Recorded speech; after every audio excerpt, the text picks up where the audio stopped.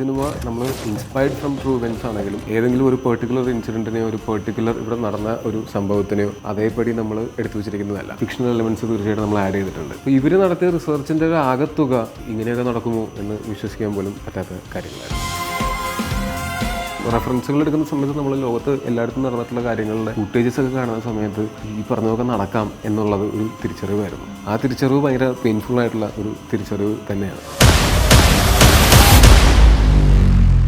ഒരു സിനിമ ഞങ്ങൾ ആദ്യം ചെയ്യാനിരുന്നതാണ്, അതാണ് ഇഷ്ക്. അത് ഷെയ്ൻ ചെയ്തു, അത് വളരെ സക്സസ് ആയിരുന്നു. ഇഷ്കില് അപ്പോൾ ആദ്യം ടോയായിരുന്നു പ്ലാൻ ചെയ്തിരുന്നത്? ടോവിയും സുരാജനായിരുന്നു. ശരി. നിങ്ങൾ രണ്ടുപേരും നിങ്ങളുടെ റോൾസ് സ്വാപ്പ് ചെയ്യാന്ന് വിചാരിക്കുക. ടോയ് ചേട്ടനാണെങ്കിൽ ഡയറക്ടറായി, അനുരാജ് ചേട്ടനാണെങ്കിൽ ആക്ടറായി. അങ്ങനെയാണെങ്കിൽ എന്ത് ചേഞ്ച് ആയിരിക്കും വരാൻ? ഞാൻ പറയട്ടെ, എന്നെ രണ്ടാമത്തെ ദിവസം പറഞ്ഞു ഞാനൊക്കെ ആകാശദൂത കണ്ടിട്ട് കരയുന്ന ആളാണ്, അല്ലെങ്കിൽ അനീതിന്റെ ക്ലൈമാക്സ് കണ്ടിട്ട് കരയുന്ന ആൾക്കാരാണ് ഞങ്ങളുടെ വീട്ടിലെല്ലാവരും. അത്രയ്ക്കൊക്കെ ഉള്ളൂ. ഞാനൊരു മൾട്ടിപ്ലക്സ് ഓഡിയൻ അല്ല, കാണട്ടെ എന്നിട്ട് അങ്ങനെയല്ല. ഞാൻ ഒരു സിനിമ കാണുന്ന സമയത്ത് ചിരിക്കേണ്ട സമയങ്ങളിൽ ചിരി വന്നാൽ ചിരിക്കുകയും കരച്ചിൽ വന്നാൽ കരയുകയും ഒക്കെ ചെയ്യുന്ന ആളാണ്. ആസ് എ പേഴ്സൺ ടോവിനോക്ക് തന്നെ ചെയ്യുന്ന എഫേർട്സ് എന്തൊക്കെയാണ്? ഉറങ്ങാനുള്ള സമയം കൊടുക്കുക എന്നൊക്കെ പറയുന്നതൊക്കെ എൻ്റെ സെൽഫിയുടെ ഭാഗമായി. ഒരു ദിവസം ടോവി താമസിക്കുന്ന സ്ഥലമുണ്ട്. ടോവി വിളിച്ചിട്ട് പോകും, നമ്മൾ ക്രിക്കറ്റ് ഒക്കെ കളിച്ചിട്ട് ഓക്കെ ഗുഡ് നൈറ്റ് ഉറങ്ങണം, രാവിലെ ഷൂട്ടുള്ളതാണ് എന്നോട്. കൽപ്പറ്റത്ത് ഞാൻ ബത്തേരി പോകണം. എന്തൊരു പ്രഷ്യസ് ആണ് ഉറക്കം എന്ന് മനസ്സിലാക്കുന്നത്. ടോവിനേട്ടൻ്റെ 3 പ്രണയം കൊണ്ടാണ് എനിക്ക് തോന്നുന്നത്. ഒന്ന് ലിഡിയ ചേച്ചിയോട്, ഒന്ന് സിനിമയോട്, പിന്നെ മൂന്നാമത്തെ പ്രണയം കോഴിയാണ്. ആ കോഴിയോടുള്ള പ്രണയം ഇപ്പോഴും ഉണ്ടോ?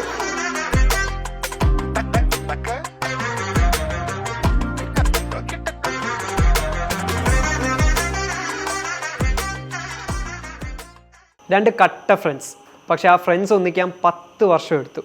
ആൻഡ് ഒന്നിച്ചതൊരു വേട്ടയിലാണ്. Narivetta director Anuraj Manohar and Tovino Thomas, welcome to club FM. നിങ്ങൾക്ക് രണ്ടുപേർക്കും 2014 തൊട്ട് അറിയാം, പക്ഷേ 10 വർഷം എടുത്തൊരു പ്രോജക്റ്റാണ്. ഈ 10 വർഷത്തിൻ്റെ ഒരു കണക്ക് എന്താണ്? 10 വർഷം എന്നൊക്കെ പറയുമ്പോൾ അത് നമ്മളും ഫോഴ്സ് ചെയ്തില്ല. ഒരു സിനിമ ഞങ്ങൾ ആദ്യം ചെയ്യാനിരുന്നതാണ്.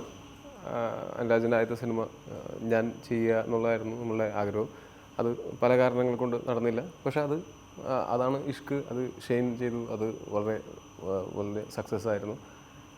അതിനുശേഷവും നമ്മൾ നിരന്തരമായിട്ട് കാണുകയും സംസാരിക്കുകയും രണ്ടുപേരുടെയും സിനിമാ സ്വപ്നങ്ങളൊക്കെ ഷെയർ ചെയ്യുകയൊക്കെ ഉണ്ടായിരുന്നു. ഒരുമിച്ച് പ്രൊജക്റ്റിനെ പറ്റിയിട്ട് പിന്നെ സംസാരിച്ച് സീരിയസ് ആയിട്ട് സംസാരിച്ച് നമ്മൾ ചെയ്യുന്നു എന്ന് തീരുമാനിക്കുന്നത് നരിവേട്ടയാണ്. 2-3 വർഷം മുമ്പാണ്. നരിവേട്ടയാണ്. ഇഷ്കില് അപ്പോൾ ആദ്യം ടോയായിരുന്നു പ്ലാൻ ചെയ്തിരുന്നത്? ശരി. അന്ന് പിന്നെ ടോവിയും സുരാജനായിരുന്നു. ശരി. അതിന് ഞങ്ങളത് പല കാരണങ്ങൾക്കുണ്ടായി. എനിക്ക് എൻ്റെ സിനിമയുടെ തിരക്കുകളുണ്ടായിരുന്നു. ആ സമയത്ത് അനുരാജ് എത്രയോ സിനിമകളിൽ സഹസംവിധായകനായിട്ടും ഒക്കെ വർക്ക് ചെയ്തിട്ട് വെയിറ്റ് ചെയ്യുകയാണ്. അപ്പോൾ അനുരാജ് അങ്ങനെ വെയിറ്റ് ചെയ്യുന്നതിനോടും എനിക്ക് താല്പര്യം ഉണ്ടായിരുന്നില്ല. അങ്ങനത്തെ കുറച്ച് കാര്യങ്ങൾ. ടോവി തന്നെയാണ് ലീഡ് ചെയ്തത്. എടാ നീ അത് മറ്റൊരാളെ വെച്ച് ഓപ്പറേറ്റ് ചെയ്യൂ, അത് ചെയ്യുന്നതിൽ മുഴുവനായിട്ടുള്ള സപ്പോർട്ട് ഉണ്ടായിരുന്നു. അതിൽ ഫസ്റ്റ് ലുക്ക് പോസ്റ്റർ പുറത്തുവിട്ട ടോവിയാണ് ഇഷ്കിൻ്റെ. നമ്മുടെ മൂവിയുടെ ടൈറ്റില് നരിവേട്ട, ആദ്യം നരവേട്ട എന്നാണ്. അത് കഴിഞ്ഞൊരു ബുള്ളറ്റ് വന്നിട്ട് ഇത് നരിവേട്ടയാവുന്നത്. ശരിക്കും നരനെയാണോ അതോ നരിയാണോ വേട്ടയാണെന്ന് അത് കാണാൻ സെക്കൻഡ് റീഡിംഗ് ആണ് ആക്ച്വലി. അത് സിനിമകൾക്ക് നമ്മൾ ഈ കണ്ടന്റിനെ ഇൻഡെപ്ത് ആക്കാൻ വേണ്ടിയിട്ടുള്ള പുതിയ കാലത്ത് മാർക്കറ്റിംഗ് കൂടി ചേർത്തിട്ടുള്ളതാണല്ലോ സിനിമ. അപ്പോൾ അതിനെ ആൾക്കാർ ഡിഫൈൻ ചെയ്യാൻ വേണ്ടിയിട്ട് തന്നെ പർപ്പസ്ഫുള്ളി മറ്റ് സിനിമകൾ ചെയ്യുന്നത് പോലെ നമ്മൾ അത് നമ്മൾ ഈ സിനിമയുടെ ടൈറ്റിൽ അനൗൺസ് ചെയ്തിട്ടുള്ള സമയത്ത് ആൾക്കാർ വിചാരിച്ചത് എന്തോ കാട്ടിലൊക്കെ പോയി പുലിനെയൊക്കെ വേട്ടയാടുന്ന അങ്ങനത്തെ ഒരു ഹണ്ടിങ് പടമാണെന്നാണ്. പുലിമുരുകൻ ടൈപ്പാണ് അങ്ങനത്തെ ഒരു സിനിമയായിരിക്കാം ചിലപ്പോൾ. അത് കുറേ പേര് ഇതിൻ്റെ പാട്ടും ട്രെയിലറൊക്കെ ഇറങ്ങി കഴിഞ്ഞപ്പോൾ കമൻറ്റുകളിൽ ഞാൻ കണ്ടു, ഇതാണോ നരിവേട്ട, ഞങ്ങൾ വിചാരിച്ചു എന്തോ കാട്ടിൽ പോയിട്ട് പുലിയുമായിട്ടുള്ള വലിപ്പെടുത്തോ അങ്ങനത്തെ എന്തെങ്കിലും ആയിരിക്കും എന്ന്. ഇതൊരു നരിതൂക്ക് എന്നൊരു ഫെസ്റ്റിവലുണ്ട് ഈ വയനാട്ടിൽ ഒരു കമ്മ്യൂണിറ്റീൻ്റെ ഇടയിൽ. നരിതൂക്ക് എന്ന് വെച്ചാൽ അവരൊരു കൊയ്ത്തുത്സവമായിട്ട് ബന്ധപ്പെട്ടത്. ഈ പല സ്ഥലത്തും ഞാൻ പറഞ്ഞിട്ടുണ്ട്, ഈ പുലിവേഷം കെട്ടിയ ഒരു കുഞ്ഞിനെ ഈ തപ്പും തുടി വിട്ട് വളഞ്ഞ് പിടിച്ച് അതിനെ കാട്ടുമുത്തപ്പന് അതിൻ്റെ നാക്കരിഞ്ഞിട്ട് കാഴ്ചവെക്കുക, അങ്ങനെ ഒരു നരിതൂക്ക് ഫെസ്റ്റിവലുണ്ട്. പുലിതൂക്ക് എന്നൊക്കെ ചില സ്ഥലത്ത് പറയും. അപ്പോൾ അതിനെ നരിതൂക്കിനെ നരിവേട്ടയായിട്ട് നമ്മൾ നരിതൂക്ക് എന്ന് പറഞ്ഞാൽ വേട്ട തന്നെയാണ്.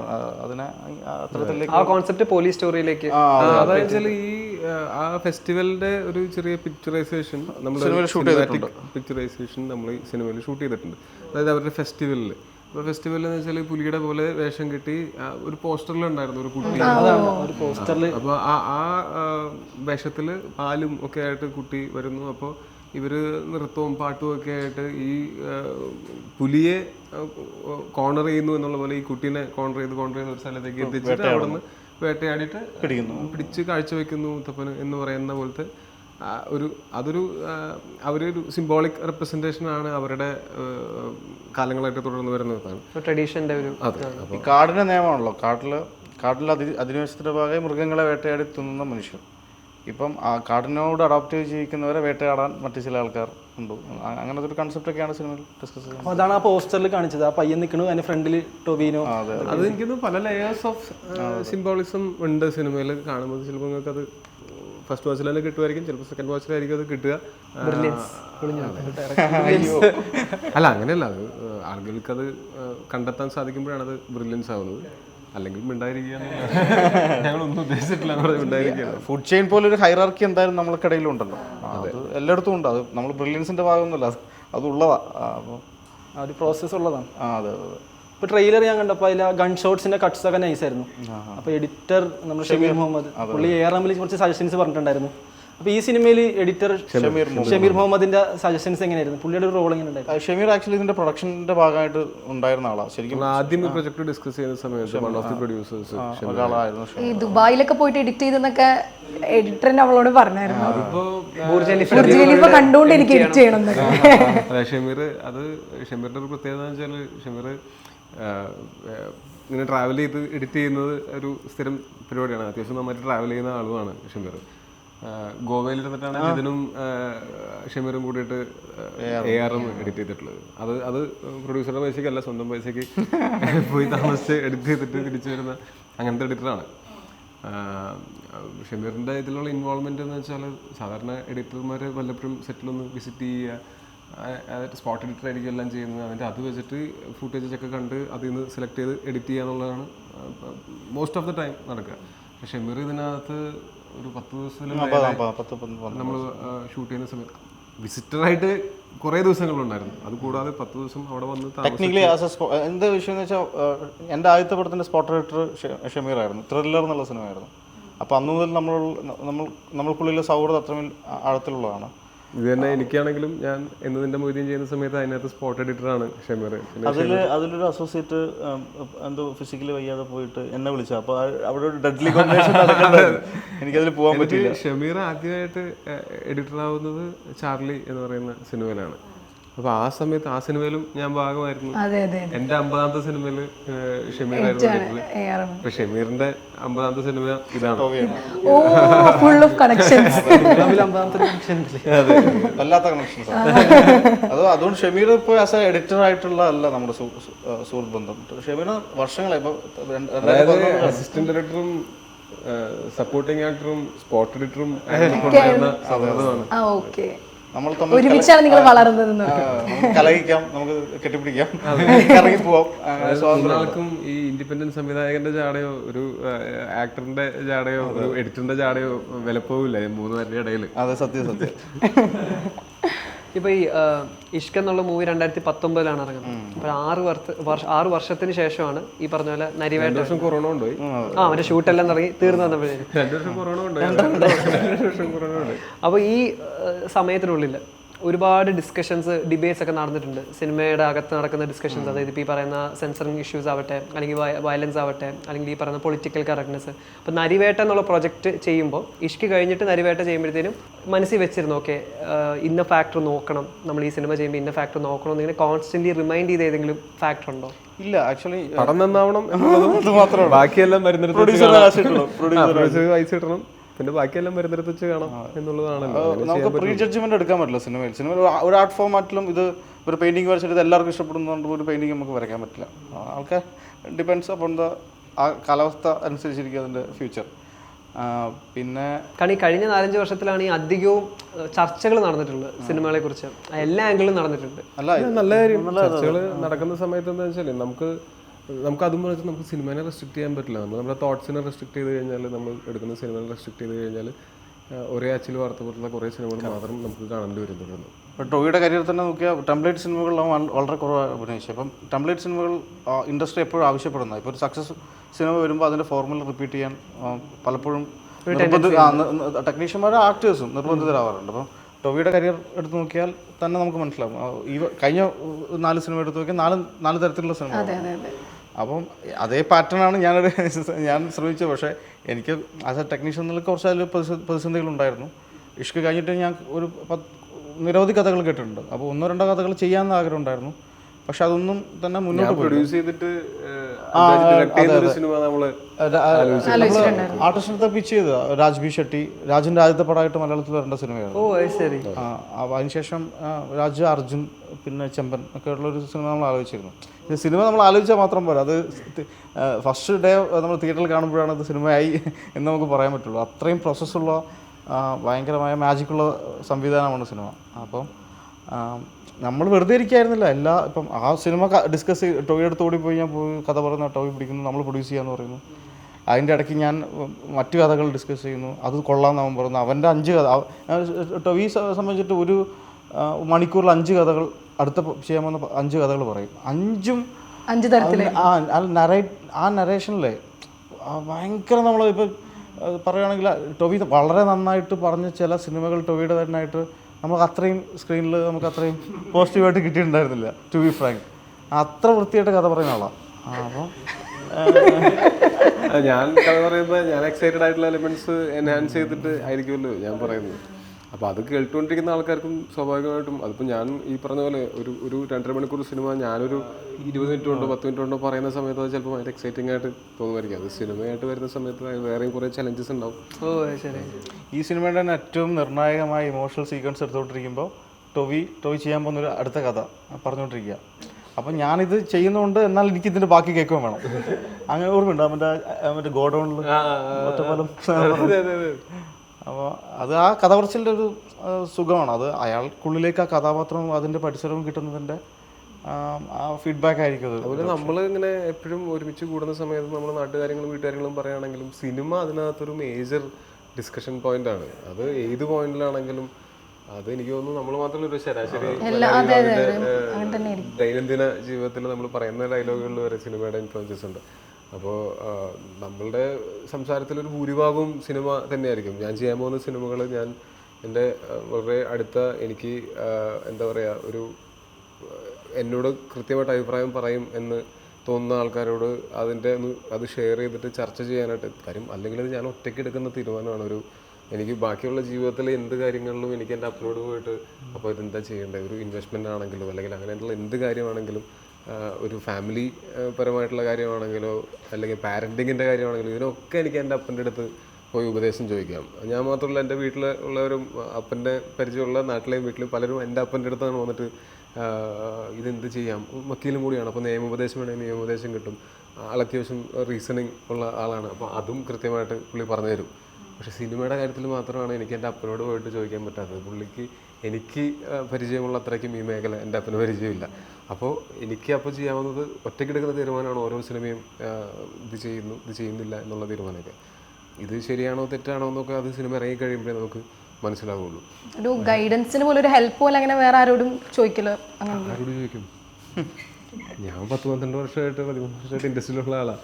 ഞാൻ പോയി വേറെ ആരോട് ചോദിക്കും? അപ്പോൾ എനിക്ക് ചോദിക്കാവുന്ന ഇതുപോലുള്ള എനിക്ക് സെൻസിബിൾ എന്ന് തോന്നിയിട്ടുള്ള എൻ്റെ സുഹൃത്തുക്കളോടാണ്. അല്ലെങ്കിൽ എൻ്റെ ഒരു സിനിമ ജഡ്ജ് ചെയ്യാനായിട്ട് വലിയ വിദ്യാഭ്യാസം വേണം അല്ലെങ്കിൽ വലിയ ഒരു പോസ്റ്റിലിരിക്കുന്ന ആളാവണം എന്നൊന്നുമില്ല. ആ സിനിമയുടെ ഒരു സെൻസ് ഉണ്ടായാൽ മതി. നല്ല ആസ്വാദകനായി കഴിഞ്ഞാൽ തന്നെ നമുക്കൊരു സിനിമ സെൻസ് ചെയ്യാൻ പറ്റും. അപ്പോൾ ഞാനിതിങ്ങനെ എൻ്റെ ഉള്ളിലുള്ള ഈ കഥ എന്നെ എക്സൈറ്റ് ചെയ്യുന്ന കാര്യങ്ങൾ ഞാൻ പ്രതീക്ഷിക്കുന്ന എൻ്റെ സുഹൃത്തുക്കളെയും അതല്ലെങ്കിൽ എൻ്റെ ഫാമിലിയിലുള്ള എൻ്റെ കസിൻസ് ആണെങ്കിലും എൻ്റെ ഭാര്യ അങ്ങനെയുള്ള ആൾക്കാരോടൊക്കെ ചേട്ടനോടൊക്കെ പറയുന്ന സമയത്ത് അത് അവരെയും എക്സൈറ്റ് ചെയ്യിക്കുന്നുണ്ടെന്നാണ് ഞാൻ നോക്കുക. ഒരു തീരുമാനം എടുക്കാനായിട്ട് ഞാനൊരു കഥ കേട്ട് തീരുമാനം എടുക്കാനായിട്ട് ഞാൻ 1-2 ദിവസം ചോദിച്ചാൽ 1-2 ദിവസത്തിലൊക്കെ ഞാനിങ്ങനെ ചിലപ്പോൾ ബൗൺസ് ചെയ്ത് നോക്കുമായിരിക്കും, ഇവരോടത്ത് പറഞ്ഞു നോക്കുമായിരിക്കും. അപ്പോൾ അവരുടെ റിയാക്ഷനും എൻ്റെ തീരുമാനത്തിൽ തീർച്ചയായിട്ടും ഇൻഫ്ലുവൻസ് ചെയ്യുമായിരിക്കും. ടോവിയുടെ അടുത്ത് ആരെങ്കിലും വന്നിട്ട് ഇങ്ങനെ അഡ്വൈസ് ചോദിക്കാറുണ്ട് ഇൻഡസ്ട്രിയിൽ നിന്ന് കഥകൾ പറഞ്ഞിട്ട്? വേറെ ആക്ടേഴ്സ്? ഞങ്ങൾ സുഹൃത്തുക്കൾ ഇരിക്കുന്ന സമയത്ത് ഇങ്ങനെ സംസാരിക്കും.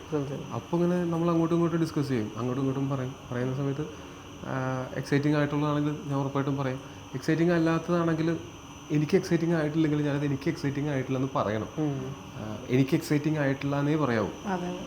അത് മോശമാണെന്ന് പറയാൻ ഞാൻ ആളല്ല, അതെനിക്ക് ജഡ്ജ് ചെയ്യാൻ എനിക്കറിയില്ല. നമുക്ക് വർക്കായില്ലെന്ന് ഞാനത് ചില സിനിമകളുടെ കഥകൾ നമ്മൾ കേൾക്കുമ്പോൾ ഞാൻ കാണാൻ ആഗ്രഹിക്കുന്ന ഒരു സിനിമയായിരിക്കും, പക്ഷെ ഞാൻ ചെയ്യാൻ ആഗ്രഹിക്കുന്ന സിനിമ ആവണം എന്ന് നിർബന്ധമില്ല.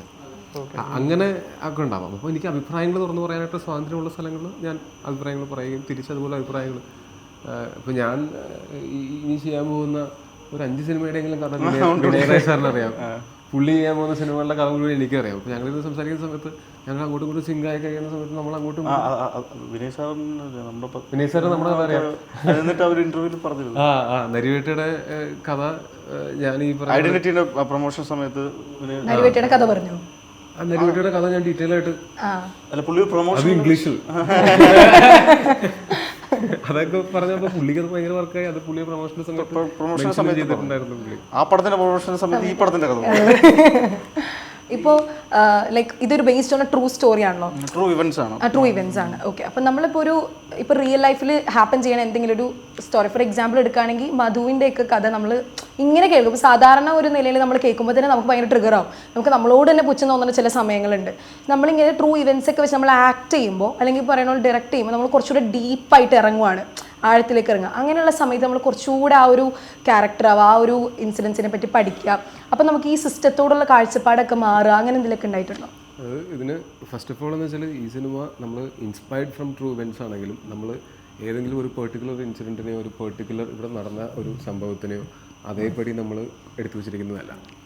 ഫിക്ഷണൽ എലമെൻറ്റ്സ് തീർച്ചയായിട്ടും നമ്മൾ ആഡ് ചെയ്തിട്ടുണ്ട്. നമ്മൾ അത് അതേപോലെ ഡോക്യുമെൻ്റ് ചെയ്യണമെന്നുണ്ടെങ്കിൽ നമ്മൾ അതിനകത്ത് ഫിക്ഷൻ ആഡ് ചെയ്യാൻ പാടില്ല.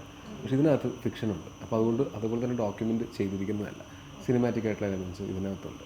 പിന്നെ ഈ കഥയുടെ ഭാഗമായിട്ട് എന്നെക്കാളും കൂടുതൽ റിസർച്ച് നടത്തിയിട്ടുള്ളത് അനുരാജും അബിൻ ജോസഫ് റൈറ്ററിൻ്റെ പേര്. അപ്പോൾ ഇവർ നടത്തിയ റിസർച്ചിൻ്റെ ഒരു ആകത്തുക ഇവർ എനിക്ക് പറഞ്ഞു തന്ന കാര്യങ്ങൾ പലതും നമുക്ക് ഇങ്ങനെയൊക്കെ നടക്കുമോ എന്ന് വിശ്വസിക്കാൻ പോലും പറ്റാത്ത കാര്യങ്ങളായിരുന്നു. അപ്പോൾ അങ്ങനെ ഉള്ള അതായത് ഇതിൽ നമ്മളെ ഇൻസ്പയർ ചെയ്തിരിക്കുന്ന പല ഇവൻറ്റ്സും അപ്പോൾ അത് മുഴുവൻ നമ്മൾ സിനിമയിൽ കാണിച്ചിട്ടുമില്ല. അല്ലെങ്കിൽ അതല്ല നമ്മൾ നമ്മൾ ഈ പറഞ്ഞ പോലെ ഫിക്ഷണലാണ് സിനിമ. ഇപ്പോൾ എൻ്റെ ക്യാരക്ടറും ഇതിനകത്ത് ഫിക്ഷണലായിട്ടുള്ളൊരു ക്യാരക്ടറാണ്, ഇയാളുടെ പോയിന്റ് ഓഫ് വ്യൂ ഒക്കെയാണ്. അത് പിന്നെ നമ്മൾ അന്വേഷിക്കുന്ന സമയത്ത് ഇതിൻ്റെ നമ്മൾ റെഫറൻസുകൾ എടുക്കുന്ന സമയത്ത് നമ്മൾ ലോകത്ത് എല്ലായിടത്തും നടന്നിട്ടുള്ള കാര്യങ്ങളുടെ ഫുട്ടേജസ് ഒക്കെ കാണുന്ന സമയത്ത് ഈ പറഞ്ഞതൊക്കെ നടക്കാം എന്നുള്ളത് ഒരു തിരിച്ചറിവായിരുന്നു. ആ തിരിച്ചറിവ് ഭയങ്കര പെയിൻഫുള്ളായിട്ടുള്ള ഒരു തിരിച്ചറിവ് തന്നെയാണ്. അത് നമുക്കും പല കാര്യങ്ങളും നമ്മൾ പേപ്പറിൽ വായിക്കുന്ന വാർത്തയാണെങ്കിൽ പോലും പലതും ഇങ്ങനെയൊക്കെ നടക്കുമോ നോക്കും, പക്ഷെ അതിങ്ങനെയൊക്കെ നടന്നിട്ടുണ്ട്. അതുകൊണ്ടാണ് അത് പേപ്പറിൽ വന്നിരിക്കുന്നത്. ഈ കഥാപാത്രത്തിൻ്റെ ഷൂസിൽ നിന്ന് ചിന്തിക്കാനായിട്ട് എനിക്ക് അവസരം കിട്ടും. അത് ഈ ഷോട്ടിന് മുമ്പ് ഞാൻ എങ്ങനെ ചിന്തിക്കുന്നു എന്നുള്ളതല്ല, എന്നായിരിക്കണമെന്നില്ല കഥാപാത്രം ചിന്തിക്കുന്നത്. അപ്പോൾ ആ കഥാപാത്രം ചിന്തിക്കുന്നത് എന്താണോ അതായിരിക്കണം ആ പോയിന്റിൽ പെർഫോമൻസിൽ വരേണ്ടത്. അപ്പോൾ ഞാനത് എൻ്റെ ചിന്തകളെ മാറ്റി നിർത്തി എനിക്ക് മറ്റൊരു വ്യക്തിയുടെ ഷൂസിൽ നിന്ന് ചിന്തിക്കാനുള്ള അവസരമാണ് ഞാനൊരു സിനിമയിൽ അഭിനയിക്കുന്ന സമയത്ത്. ഇപ്പോൾ അതല്ലാതെ പേഴ്സണലി നമ്മൾ റിയാക്ട് ചെയ്യുന്ന പോലെ ചെയ്താൽ എല്ലാ സിനിമയിലും ഒരുപോലെ ഇരിക്കില്ലേ. അപ്പോൾ എൻ്റെ സാഹചര്യങ്ങളായിരിക്കില്ല എൻ്റെ കഥാപാത്രത്തിൻ്റെ സാഹചര്യങ്ങൾ. അപ്പോൾ ആ സാഹചര്യത്തിൽ ആ സാഹചര്യത്തിൽ വളർന്നിട്ടുള്ള ആ സാഹചര്യത്തിൽ ജീവിക്കുന്ന ഒരാൾ അയാളുടെ തോട്ട് പ്രോസസ്സ് എന്തായിരിക്കാം എന്ന് നമ്മൾ ചിന്തിച്ച് ഡിസൈൻ ചെയ്തതിന് ശേഷമാണ് പിന്നീട് നമ്മൾ ചിന്തിക്കുമ്പോൾ അതൊരിക്കലും എൻ്റെയോ അനുരാജിൻ്റെയോ ചിന്തകളായിരിക്കില്ല, ഈ കഥാപാത്രത്തിൻ്റെ ചിന്തകളായിരിക്കുക. കാര്യം വെച്ചാൽ ചിലപ്പോൾ നായകൻ കഥാപാത്രമായിരിക്കാം, ചിലപ്പോൾ നെഗറ്റീവ് ഷെയ്ഡുള്ള ഒരു വില്ലൻ കഥാപാത്രമായിരിക്കാം. ഇതെല്ലാം എൻ്റെ ചിന്തകൾ തന്നെ ആവണം എന്ന് വിചാരിച്ചു കഴിഞ്ഞാൽ അത് നമുക്ക് നടക്കില്ല. അപ്പോൾ ആ കഥാപാത്രത്തിനെ ഡിസൈൻ ചെയ്തിട്ട് ആ കഥാപാത്രത്തിൻ്റെ ഷൂസിൽ നിന്നിട്ട് നമ്മൾ ചിന്തിക്കുന്ന സമയത്ത് ഒരു പക്ഷേ ഒരു ടൊവിനോ തോമസിനോ ഒരു അനുരാജ് മനോഹറിനോ കാണാൻ പറ്റാത്ത കാര്യങ്ങൾ കാണാം, ചിന്തിക്കാൻ പറ്റാത്തത് ചിന്തിക്കാം, വേറെ പെർസ്പെക്റ്റീവ്സ് ഉണ്ടാവാം. അത് ഞാൻ കൊച്ചിലെ ഒരിക്കൽ ടി വിയിൽ കണ്ടൊരു ലൈക്ക് ന്യൂസ് ക്ലിപ്പിങ്ങിനകത്ത് ഇപ്പോഴും ആ ട്രെയിലർ കണ്ടപ്പോൾ എനിക്കത് ഭയങ്കര സ്ട്രൈക്കായി. ഞങ്ങൾ ഒരുമിച്ചിരുന്നാണ് ട്രെയിലർ കണ്ടത്. ട്രെയിലർ കണ്ടപ്പോൾ അതിനകത്തൊരു ലൈക്ക് സീനിയർ പോലീസ് ഓഫീസർ ഇങ്ങനെ കോൺസ്റ്റബിളിനെ പിടിച്ച് മാറ്റുന്നുണ്ട്, അച്ഛൻ്റെ പ്രായവിലോടോ ചോദിച്ചിട്ട് മാറ്റുന്നുണ്ട്. അപ്പം അത് ശരിക്കും അത് റിയൽ ലൈഫ് സംഭവമല്ലേ. അത് കാരണം ന്യൂസിലൊക്കെ ഒരു സമയത്ത് കൊച്ചിലത്തെ ഓർമ്മയാണ്, ഞാൻ പിന്നീട് യൂട്യൂബിലൊന്നും തപ്പിയിട്ടില്ല. ഒരു സീനിയർ പോലീസ് ഓഫീസർ ലാത്തി ചാർജിന് ഇടയ്ക്ക് ഇങ്ങനെ കോൺസ്റ്റബിളെ പിടിച്ച് കോളറി പിടിച്ച് മാറ്റി. ഓർമ്മ ശരിയാണ്, അത് ഞാൻ ഇവിടെ കോട്ട് ചെയ്യുന്നില്ല, നിങ്ങൾ ഓർമ്മ ശരിയാണോ? അത് ഇപ്പോൾ ഉള്ളതിനേക്കാളും വളരെ വ്യത്യസ്തമായിരുന്നു കുറേ വർഷങ്ങൾക്ക് മുമ്പ്.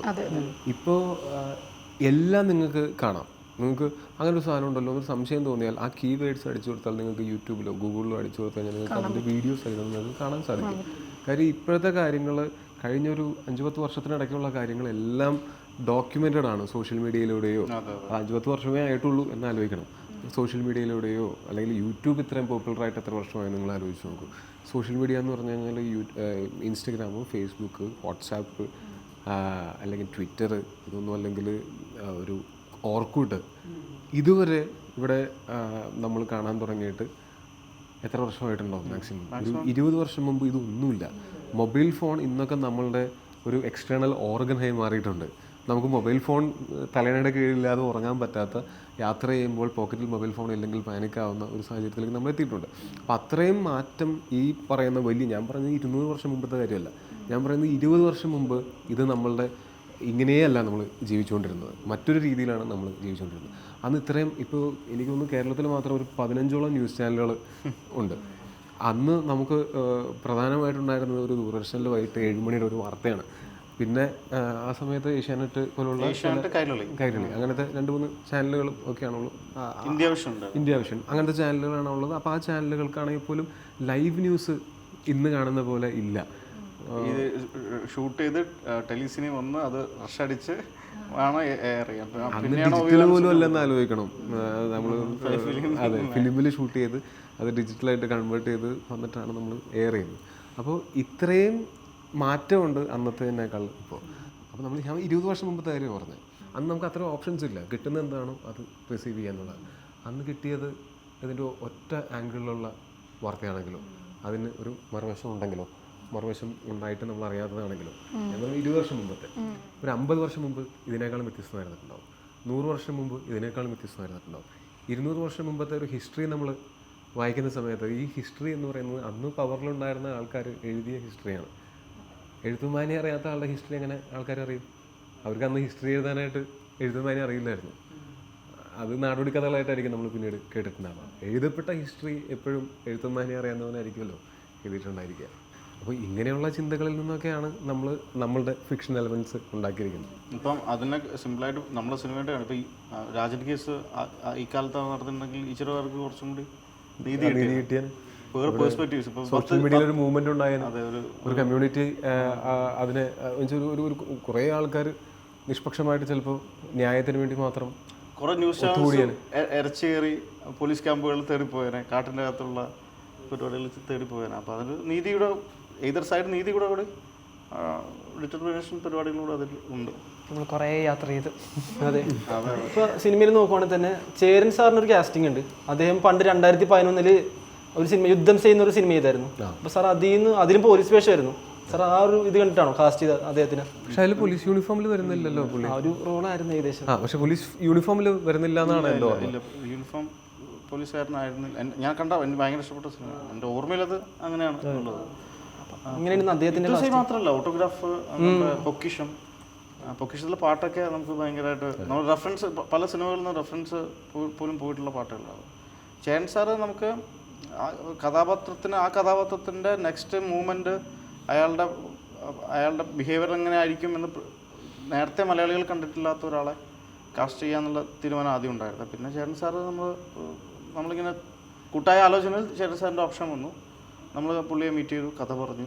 ഒരു 2 ദിവസം കൊണ്ട് പുള്ളി അത് ചെയ്യാം എന്ന നിലയ്ക്ക് വന്നു. പക്ഷേ പുള്ളിക്ക് കുറച്ച് സംശയങ്ങളൊക്കെ ഉണ്ടായിരുന്നു. ഇതെങ്ങനെയായിരിക്കും, പുള്ളിക്ക് ഇവിടുത്തെ കൾച്ചർ അറിയില്ല, ഇവിടുത്തെ പോലീസിങ് എന്താണെന്ന് അറിയില്ല. അപ്പം പുള്ളി നമ്മളൊപ്പം നിന്നത് ഒരു ടെക്നീഷ്യനെ പോലെയാണ്. പുള്ളി നല്ല സംവിധായകനാണ്, നല്ല അഭിനേതാവാണ്, ലൊക്കേഷൻ ത്രൂ ഔട്ട് ഇരിക്കും. പിന്നെ ടൊവിയായിട്ട് നേരത്തെ ആത്മബന്ധമുള്ള ആളാണ്. ഞങ്ങൾ ഡിസ്കഷൻസിന് പലതവണ എടുത്തിട്ടുണ്ട്. അപ്പോൾ എനിക്ക് തോന്നുന്നു ഭയങ്കര ഡിസ്കസ് ചെയ്യുന്ന സമയത്ത് പുള്ളി ഒരു കഥ പറയുന്ന സമയത്താണെങ്കിലും അതിലൊരു ഡയലോഗ് പറയുന്ന സമയത്താണെങ്കിലും പുള്ളി അത് വളരെ ഇമോഷണലായിട്ട് ചിന്തിക്കുകയും പെരുമാറുകയും ഒക്കെ ചെയ്യുന്ന ഒരാളാണ്. അതുകൊണ്ട് തന്നെ ആ ഒരു ഇന്നസെൻസ് പുള്ളിക്ക് ഭയങ്കരമായിട്ടുണ്ട്. ഓ ശരി. ഇത് കാസ്റ്റിങ്ങിനെ കുറിച്ച് പറഞ്ഞുകൊണ്ടാണ് ജെയ്സന്റെ പെങ്ങളാണ് ഇതിൽ ഓപ്പോസിറ്റ് നിൽക്കുന്നത്. അപ്പോൾ ആര്യ സലീം നമ്മൾ മിന്നൽ മുരളിയിൽ നമ്മളെ ചിരിപ്പിച്ചിട്ട് നേരെ ഇവിടെ വരുമ്പോഴത്തേനും ഒരു ഫയർ ക്യാരക്ടറാണ് നിൽക്കുന്നത്. ഈ സിനിമയിലാണെങ്കിൽ ആര്യയുടെ പെർഫോമൻസ് ഭയങ്കര ഇമ്പോർട്ടൻറ്റുമാണ് ഈ സിനിമയ്ക്ക്. അത് നല്ല എഫേർട്ട് എടുത്തിട്ടാണ് ആര്യ ഇതിനകത്ത് ചെയ്തിരിക്കുന്നത്. ആര്യ മാത്രമല്ല, ഇതിനകത്ത് പ്രണവ് എന്ന് പറയുന്ന ഒരു ആക്ടറുണ്ട്. പ്രണവ് താമി എന്നുള്ള ക്യാരക്ടറെയാണ്. പിന്നെ നമ്മുടെ പ്രശാന്ത് ഏട്ടൻ, അങ്ങനെ കുറേ പേർക്ക് ഇവർക്കെന്ന് വെച്ചാൽ ഇവർക്കൊരു ഗുണം കിട്ടിയതെന്ന് വെച്ചാൽ നമ്മൾ അങ്ങനത്തെ നമ്മൾ ഈ സിനിമ ഷൂട്ട് ചെയ്യുന്ന സമയത്ത് ഇവർ റെപ്രസെൻ്റ് ചെയ്യുന്ന ആ കമ്മ്യൂണിറ്റിയിലെ ആക്ച്വൽ ആൾക്കാർ ഈ സിനിമയിൽ നിരവധി പേര് അഭിനയിച്ചിട്ടുണ്ട്. നിരവധി പേരെന്ന് വെച്ചാൽ ഭൂരിഭാഗവും കാര്യം നമുക്ക് വേറെ ഒരാളെ മേക്കപ്പ് ഇട്ട് കൊണ്ടുവന്ന് അവിടെ ഇത്തരം പേരെ നമുക്ക് അവിടെ കൊണ്ടുവരാൻ പറ്റില്ല. അപ്പോൾ അവരും തയ്യാറായി മുന്നോട്ട് വന്ന കാരണം കൊണ്ട് നമ്മൾക്ക് അവരുടെ ഹെൽപ്പ് ഭയങ്കരമായിട്ട് ഇതിനകത്ത് കിട്ടിയിരുന്നു. നമ്മൾ ഈ സിനിമയിൽ ഭാഷ, അവരുടെ ഭാഷ, അവരുടെ എക്സ്പീരിയൻസസ്, അങ്ങനെയുള്ള കാര്യങ്ങളെല്ലാം ഈ പറഞ്ഞ പോലെ ഈ ആക്ടേഴ്സിന് ഉപയോഗപ്പെടുത്താം എന്നുള്ളൊരു സാഹചര്യം ഉണ്ടായിരുന്നു. അത് ഒരു വൃത്തിക്ക് ഉപയോഗപ്പെടുത്തിയിട്ടുമുണ്ട്. ആ ഭാഷ, ആ സംസ്കാരം, അപ്പോൾ അതിൻ്റെ അനുസരിച്ചുള്ള ഒരു വസ്ത്രധാരണം, പെരുമാറ്റം തുടങ്ങിയ കാര്യങ്ങളിലെല്ലാം ഇവർ ഇൻഫ്ലുവൻസസ് എടുത്തിട്ടുണ്ടായിരുന്നു. ഇപ്പോൾ തീവണ്ടിയിലും കാണേൽ അതുപോലെ തന്നെ ഇമ്പുരാനിലൊക്കെ നേരെ ഓപ്പോസിറ്റ്, അത്ര രസത്തിലല്ലായിരുന്നു ടോവിയും അതുപോലെ തന്നെ സുരാജേൻ്റെ റോൾസ്. ഇതിലെങ്ങനെയാണ്? ഞങ്ങൾ റിയൽ ലൈഫിൽ ഭയങ്കര അടുപ്പമുള്ള ആൾക്കാരാണ്. ഇപ്പോൾ ഈ സിനിമകളൊക്കെ ചെയ്യുന്നതിന് മുമ്പ് നമ്മൾ ആദ്യം മിക്കവാറും ആർട്ടിസ്റ്റുകളായിട്ട് അങ്ങനെ തന്നെയാണ്. പക്ഷെ എന്നാലും സുരാട്ടനെന്ന് വെച്ചാൽ സുരാട്ടൻ എനിക്ക് സംസാരിക്കാൻ ഭയങ്കര ഇഷ്ടമുള്ളതാണ്. കാര്യം പുള്ളിയുടെ സംസാരിക്കാൻ ഭയങ്കര രസമാണ്. കുറേ കഥകളുണ്ട്. ഈ കഥകൾ പുള്ളി അവതരിപ്പിക്കുന്ന രീതിയും ഭയങ്കര രസമാണ് കേൾക്കാൻ. അപ്പോൾ അതല്ലാതെ തന്നെ ഞങ്ങൾ കുറേ കൊല്ലങ്ങളായിട്ട് പരിചയമുള്ളതുകൊണ്ടും ഞാൻ ഒരു ക്യാരക്ടർ നമ്മൾ ഒരുമിച്ച് ചേട്ടനും ഞാനും ഒരുമിച്ച് അഭിനയിക്കുന്ന സിനിമ വിളിച്ചിട്ട് നമുക്കിത് പൊളിക്കണം, ഇത് എങ്ങനെ ചെയ്യേണ്ട, അങ്ങനെ ചെയ്യാം, ഇങ്ങനെ ചെയ്യാം എന്നൊക്കെ പറഞ്ഞിട്ട് ഷോട്ട് തുടങ്ങുന്നതിന് മുമ്പ് ഞങ്ങൾ ഒരുമിച്ച് കാര്യങ്ങളിലായിരിക്കും ഞങ്ങളിങ്ങനെ ഡിസ്കസ് ചെയ്യും. അതിന് ഷോട്ടിന് വേണ്ടിയിട്ട് നമ്മൾ വന്നിരുന്നാലും നമുക്ക് അങ്ങോട്ടും ഇങ്ങോട്ടും ഒരു ഗിവ് ആൻഡ് ടേക്കിനുള്ള ഒരു സ്പേസ് ഉണ്ട്. പിന്നെ സുരായിട്ട് ഭയങ്കര രസമായിട്ട് പെർഫോം ചെയ്യുന്ന ആളാണ്. അപ്പോൾ അങ്ങനെയുള്ള ആക്ടേഴ്സിൻ്റെ മുന്നിൽ നിന്ന് പെർഫോം ചെയ്യുന്ന സമയത്ത് നമുക്കും അതിനൊപ്പം എത്തണം എന്നുള്ള, അല്ലെങ്കിൽ അതിൻ്റെ കൂടെ കോമ്പീറ്റ് ചെയ്യണം എന്നുള്ളൊരു തോന്നൽ നല്ല ആക്ടേഴ്സിനൂടെ വർക്ക് ചെയ്യുമ്പോൾ സ്വാഭാവികമായിട്ടും ഉണ്ടാവും. നാച്ചുറലായിട്ട് വരുമെന്ന് തോന്നുന്നില്ല. കാര്യം ആ ഓപ്പോസിറ്റ് നിൽക്കുന്ന ആൾ ഇതുപോലെ അത്രയും ഇതായിട്ട് ചെയ്യുമ്പോൾ നമുക്ക് നാച്ചുറലായിട്ട് വരികയും അത് മാത്രമല്ല ഞങ്ങൾ ഡിസ്കസ് ചെയ്യും. ഓരോ ഒരു നോട്ടത്തിൽ നമ്മൾ ബ്ലിങ്ക് ചെയ്യാതെ നോക്കുന്നതിന് ഒരർത്ഥമാണ്, ഫേസിൽ നിന്ന് ലുക്ക് അവേ നോക്കിയിട്ട് ഒരു കാര്യം പറയുന്നതിന് വേറെ അർത്ഥമാണ്. ഇങ്ങനെയുള്ള കാര്യങ്ങളൊക്കെ അങ്ങോട്ടും ഇങ്ങോട്ടും നമുക്ക് ഡിസ്കസ് ചെയ്തിട്ട് ചെയ്യുന്ന സമയത്ത് കുറച്ചും കൂടെ ഔട്ട്പുട്ട് നന്നായിരിക്കും തോന്നുന്നു. എനിക്ക് ഓർമ്മ വന്ന സുരായിട്ട് ഭയങ്കര ക്രിട്ടിക്കലായിട്ടുള്ള നൈറ്റ് ഷൂട്ട് നടന്നുകൊണ്ടിരിക്കുക രാത്രി 2 മണിക്ക്. അപ്പം ക്രൗഡാണ്, ടോബി സുരാട്ടിന് ചേരൻ സാറാണ് ആ ക്രൗഡിൻ്റെ നടുവിലൊക്കെ. ആ ക്യാമറ ദൂരെ ടെലിയിട്ട് വെച്ചിരിക്കുക. അപ്പം എനിക്ക് മൈക്കിൽ ഔട്ട് കിട്ടുന്നില്ല, കുറച്ച് ദൂരെ ആയതുകൊണ്ട്. അപ്പം ചേരൻ സാർ സ്പീഡിൽ നടന്നു വരുന്നു, സുരാചരൻ എന്തോ പറയുന്നു, ചേരൻ സാർ ഭയങ്കര രൂക്ഷമായി നടന്നു വരുന്നത്. പെട്ടെന്ന് ചിരി, ഭയങ്കര ബഹളം അവിടെ. അപ്പോൾ സുരാട്ടൻ എന്തോ ചെവിയിൽ പറയുന്നു, ചേരൻ സാറിനെ തെറ്റിക്കുന്നു. ചെറിയ കുറുസതി പോലത്തെ പരിപാടി സെറ്റ് ചെയ്യുന്ന. പക്ഷെ അതിൻ്റെ രഹസ്യം എന്താണെന്ന് ഇവർക്ക് 3 പേർക്കും മാത്രമല്ല. അത് ചില സമയത്തെന്ന് വെച്ചാൽ നമ്മൾ മൊത്തം ക്രൂവിൻ്റെ, പ്രത്യേകിച്ച് രാത്രി തണുപ്പത്തൊക്കെ ഷൂട്ട് ചെയ്യുന്ന സമയത്ത് മൊത്തം ക്രൂവിൻ്റെ മൊറാൽ ഉയർത്തിപ്പിടിക്കുക, അല്ലെങ്കിൽ അവരുടെ നമ്മൾ ഒരുമിച്ചൊരു ടീമായിട്ട് വെക്കുകയാണ് എന്ന് തോന്നിപ്പിക്കാനായിട്ട് ഇങ്ങനെയുള്ള ചില തമാശകളും മൊത്തം എല്ലാവരും കൂടെ ചിരിയും. ഓക്കെ ഇനി നമുക്ക് ടേക്ക് എടുക്കാം എന്ന് പറഞ്ഞിട്ട് അടുത്ത ടേക്ക് വരുമ്പോഴത്തേക്കും ഉറക്കം തൂങ്ങിയിരുന്ന ആൾക്കാർ ഒന്ന് ചിരിച്ച് ഫ്രഷ് ആയിട്ട് ഓക്കെ ആ ഒരു ഇതിന് ഭയങ്കര ഹെൽപ്ഫുള്ളാണ് അങ്ങനത്തെ കാര്യങ്ങൾ. ഈ ഇപ്പോൾ ഇഷ്കീന്ന് നരിവേട്ടയിലേക്ക് വരുമ്പോൾ ഇതിനകത്തെ ലൈക്ക് എന്താ പറയുക, എല്ലാ ഫാക്ടേഴ്സും ഡിഫറെൻ്റ് ആണ്. ഇതിനകത്ത് എഡിറ്റർ ഡിഫറെൻ്റ് ആണ്, ചീഫ് അസോസിയേറ്റ് ഡിഫറെൻ്റ് ആണ്, സ്ക്രിപ്റ്റ് റൈറ്റേഴ്സ് എല്ലാം സെപ്പറേറ്റ് ആണ്. പക്ഷെ ഒരു ആൾ ഭയങ്കര കോമൺ ആണ്, മ്യൂസിക് ഡയറക്ടർ JX ബിജു ആണ്. ഓക്കെ, ആൻഡ് ഓൾസോ ഇഷ്കിലൂടെ മലയാളത്തിലേക്ക് വന്നൊരു സിംഗർ ഇതിലും ഉണ്ട്, സിഡ് ശ്രീറാം ഉണ്ട്. അപ്പോൾ എന്താണ് ആ ഒരു കോമണാലിറ്റി എന്താണ്? Why JX Bijoy? ശരിക്കും JX ആ സിനിമയായിട്ട് ബന്ധപ്പെട്ട് ആ സിനിമയിൽ മറ്റൊരു മ്യൂസിക് ഡയറക്ടറായിരുന്നു. അത് ഞാൻ പറഞ്ഞിട്ടില്ല ഇതുവരെ. അത് മെയിൻ സ്ട്രീം പ്രൊഡക്ഷൻ ഹൗസ് ആയതുകൊണ്ട് മെയിൻ സ്ട്രീം മ്യൂസിക് ഡയറക്ടറാണ് ആ സിനിമയിൽ ഉണ്ടായിരുന്നത്. ആ സിനിമയുടെ മ്യൂസിക് സമയത്ത് നമ്മൾക്ക് കമ്മ്യൂണിക്കേറ്റ് ചെയ്ത് ആ പുള്ളിയായിട്ട് സംസാരിക്കും. പുള്ളി റീച്ചബിൾ ആയിരുന്നില്ല, നമ്മൾ ഫോൺ എടുക്കുന്നു. ഞാൻ ആദ്യമായി സിനിമ ചെയ്യുന്ന ആളാണ്. അപ്പോൾ എനിക്ക് അയാളെ വിളിച്ചാൽ അപ്രോച്ച് ചെയ്യാൻ പറ്റുന്നില്ല, കിട്ടുന്നില്ല, കറക്റ്റായിട്ട് റെസ്പോൺസ് തരുന്നില്ല. പുള്ളി ഒരു ബേസിക് ട്യൂൺ തന്നിരുന്നു, ഈ ഫ്രേസസ് വെച്ചിട്ട്. അത് വെച്ചിട്ട് ഷൂട്ട് ചെയ്തു പടം. സോങ് ഷൂട്ട് ചെയ്തിട്ട് അതിനുശേഷം സോങ് ചോദിച്ചിട്ട് നമുക്ക് കിട്ടാതിരുന്നപ്പോഴാണ് എനിക്കത് പ്രതികരിക്കേണ്ടി വന്നു. നമ്മളും കുറച്ച് കാലമായിട്ട് വർക്ക് ചെയ്തതാണ്. അപ്പം അതിൻ്റെ ഭാഗമായി സിനിമ റിലീസ് ചെയ്യുന്നതിൻ്റെ 1.5 മാസം മുൻപാണ് ചെന്നൈയിൽ JXൻ്റെ അടുത്ത് ഈ സിനിമയായിട്ട് പോകുന്നത്. അത് എന്നെ സംബന്ധിച്ച് എൻ്റെ ആദ്യത്തെ സിനിമ. ഫസ്റ്റ് എഡിറ്റ് കഴിഞ്ഞ് സോങ് ഷൂട്ട് ചെയ്ത് കഴിഞ്ഞു. സോങ്ങിൻ്റെ ബേസിക് ലെയേഴ്സ് എല്ലാം ഉണ്ട്. ആ മ്യൂസിക് ഡയറക്ടർ തന്ന മ്യൂസിക് വെച്ചിട്ടാണ് സോങ് കിടക്കുന്നത്. ബാക്കിയുള്ള സോങ്ങുകളിലെല്ലാം അങ്ങനെ തന്നെ. അപ്പോൾ ഇനി വേണ്ടത് മ്യൂസിക് ഡയറക്ടറാണ്. അപ്പോൾ ഈ പെട്ടിയും കൊണ്ട് ഞാൻ ഹാർഡ് ഡിസ്കും കൊണ്ട് ഞാൻ ട്രെയിൻ കയറി സാരഥി ചേട്ടൻ പറഞ്ഞിട്ട് ഞാൻ ചെന്നൈ പോവാണ്. JXൻ്റെ സ്റ്റുഡിയോ കൊണ്ടുപോയിട്ട് JX ആദ്യം പറഞ്ഞു, ബ്രോ എനിക്ക് 1-2 തമിഴ് പടമുണ്ട്, വർക്കാവില്ല, അങ്ങനെ പറഞ്ഞു. പക്ഷേ ഞാൻ അവിടെ ഇരുന്നു. എനിക്ക് രണം ഭയങ്കരമായിട്ട് കണക്റ്റായ ഒരു സിനിമയാണ്. അപ്പോൾ അത് വെച്ചിട്ടാണ് ഞാൻ ഇയാളെ നിർബന്ധിച്ച് സിനിമ കാണിക്കുന്നു. അപ്പോൾ സിനിമ കണ്ടിട്ട് പുള്ളി പറഞ്ഞു ഞാനിത് ചെയ്യാം, നമുക്ക് ചെയ്യാം, കൂടെ ഇരിക്കണം, എൻ്റെ കൂടെ ഇരിക്കണം, കുറച്ച് സമയമേ ഉള്ളൂ, അപ്പോൾ എൻ്റെ തൊട്ടടുത്തുള്ള ഏതെങ്കിലും ഒരു ഹോട്ടൽ റൂം എടുത്തിട്ട് ഇരിക്കാം.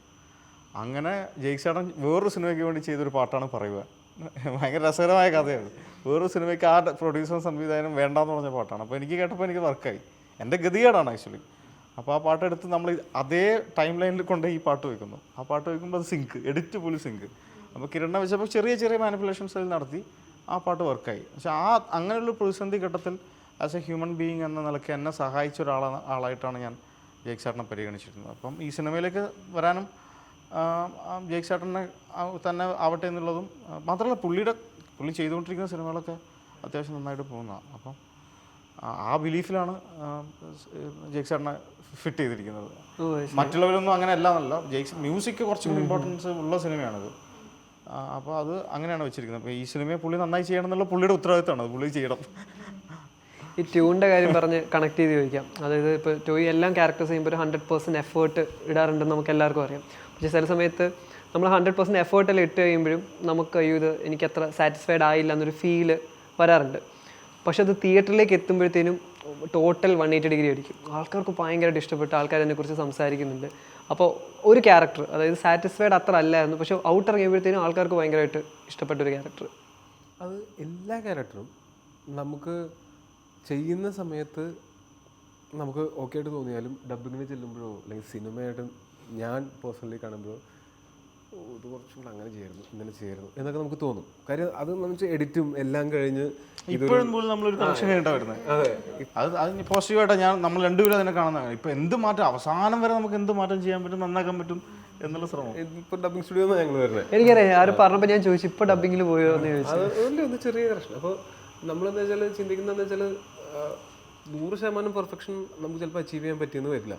പക്ഷേ സിനിമ ഇറങ്ങുന്നതിന് മുമ്പ് നമുക്ക് പരമാവധി ശ്രമിക്കാം.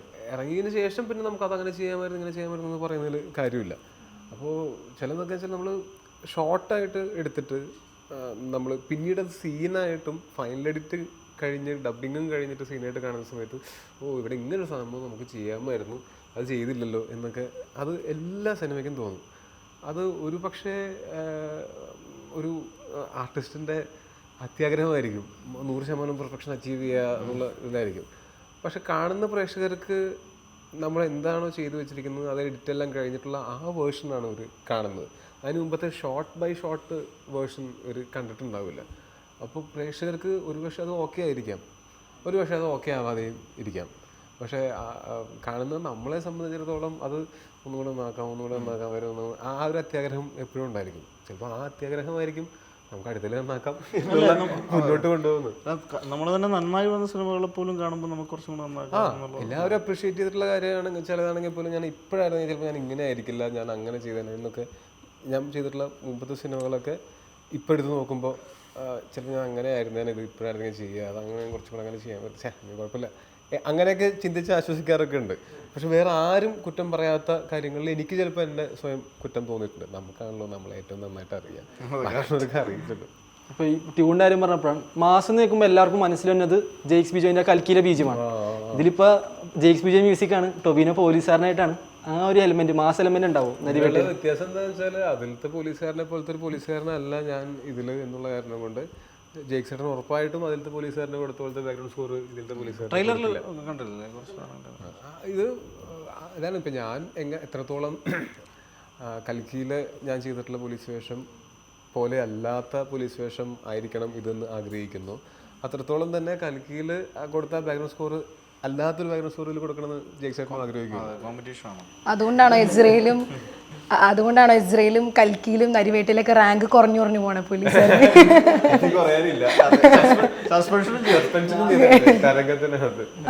ടൊബിനോനെ എക്സൈറ്റിംഗ് ആക്കുന്ന ഒരു എലമെന്റ് എന്താണ്? ഒരു പോലീസ് റോള് ഇങ്ങനെ ഓഫർ ആകുമ്പോൾ എക്സൈറ്റിംഗ് ആയിട്ട് തോന്നുന്ന ഒരു എലമെന്റ് അത് പോലീസ് വേഷമാണോ അല്ലയോ എന്നുള്ളത് അല്ല അതിൻ്റെ മാനദണ്ഡം. നമ്മൾ ചെയ്തിട്ടില്ലാത്ത തരത്തിലുള്ള എനിക്കെന്തെങ്കിലും പുതുതായിട്ട് ചെയ്യാനുള്ള നമുക്കെല്ലാ കാര്യത്തിനാണെങ്കിലും ഇപ്പോൾ നമ്മളൊരു ഗെയിം കളിക്കുന്നു, ആ ഗെയിം കളിക്കുമ്പോൾ ഒരു പെർട്ടിക്കുലർ ലെവൽ വരെ നിങ്ങൾ വളരെ ഈസി ആയിട്ട് എത്തും. പിന്നെ നിങ്ങൾക്ക് ആ ലെവലിന് മുകളിൽ കളിക്കാനല്ലേ നിങ്ങൾക്ക് ആഗ്രഹം ഉണ്ടാവുള്ളൂ. ആ ലെവലിൽ റിപ്പീറ്റ് ചെയ്യാൻ നിങ്ങൾക്ക് തോന്നില്ലല്ലോ. അതിൽ നിങ്ങൾക്ക് ചെറിയൊരു ബുദ്ധിമുട്ട് പോകില്ല. എന്തെങ്കിലും ഒരു ചെറിയ രീതിയിലെങ്കിലും ഒരു ചലഞ്ചിങ് ആയിട്ട് ഒരു നെക്സ്റ്റ് ലെവൽ വരുമ്പോഴല്ലേ നമുക്ക് അതിനോടൊരു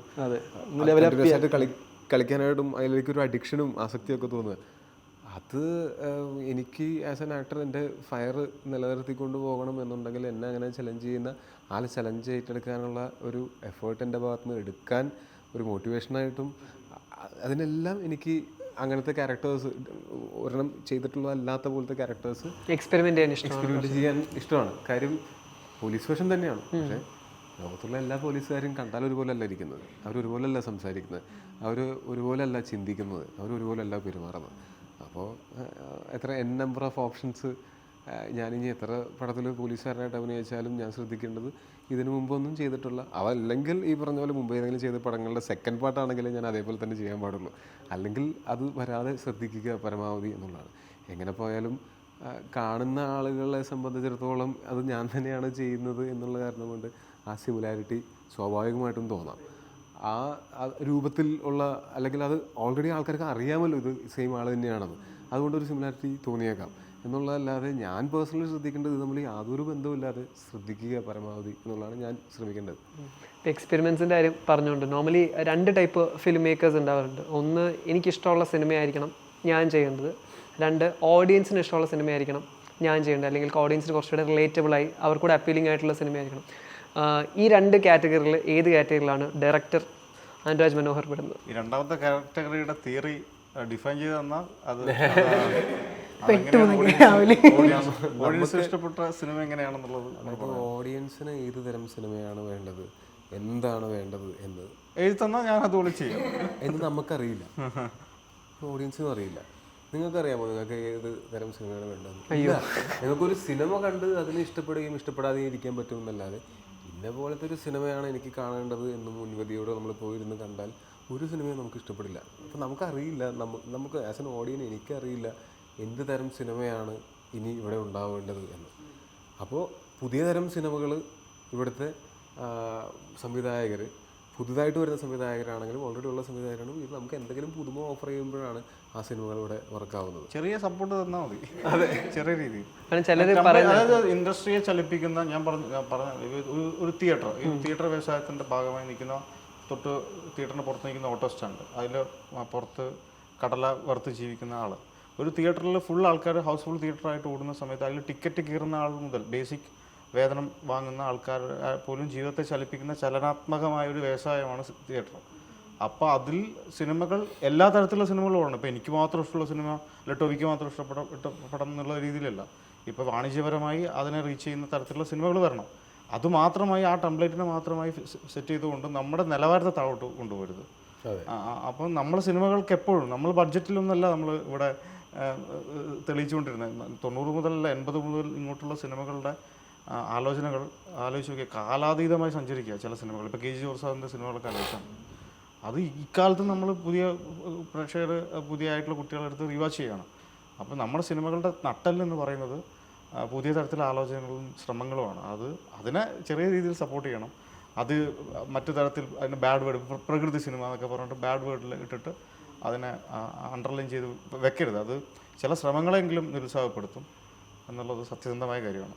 അതായത് നല്ല സിനിമ ചീത്ത സിനിമ ഇങ്ങനെ ക്ലാസിഫിക്കേഷൻ ഉണ്ടാവുന്നത്, അല്ലാതെ അവാർഡ് പടം, കൊമേഴ്ഷ്യൽ പടം, പ്രകൃതി പടം, മാസ് പടം അങ്ങനെയുള്ള അത് പ്രകൃതി പടങ്ങളിൽ നല്ലതും ചീത്തയും ഉണ്ടാവാം, മാസ് പടങ്ങളിൽ നല്ലതും ചീത്തയും ഉണ്ടാവാം. അപ്പോൾ ക്ലാസിഫിക്കേഷൻ നല്ലതും ചീത്തയും എന്നുള്ള ആ നല്ലതും ചീത്തയും പോലും ആപേക്ഷികമായിരിക്കും.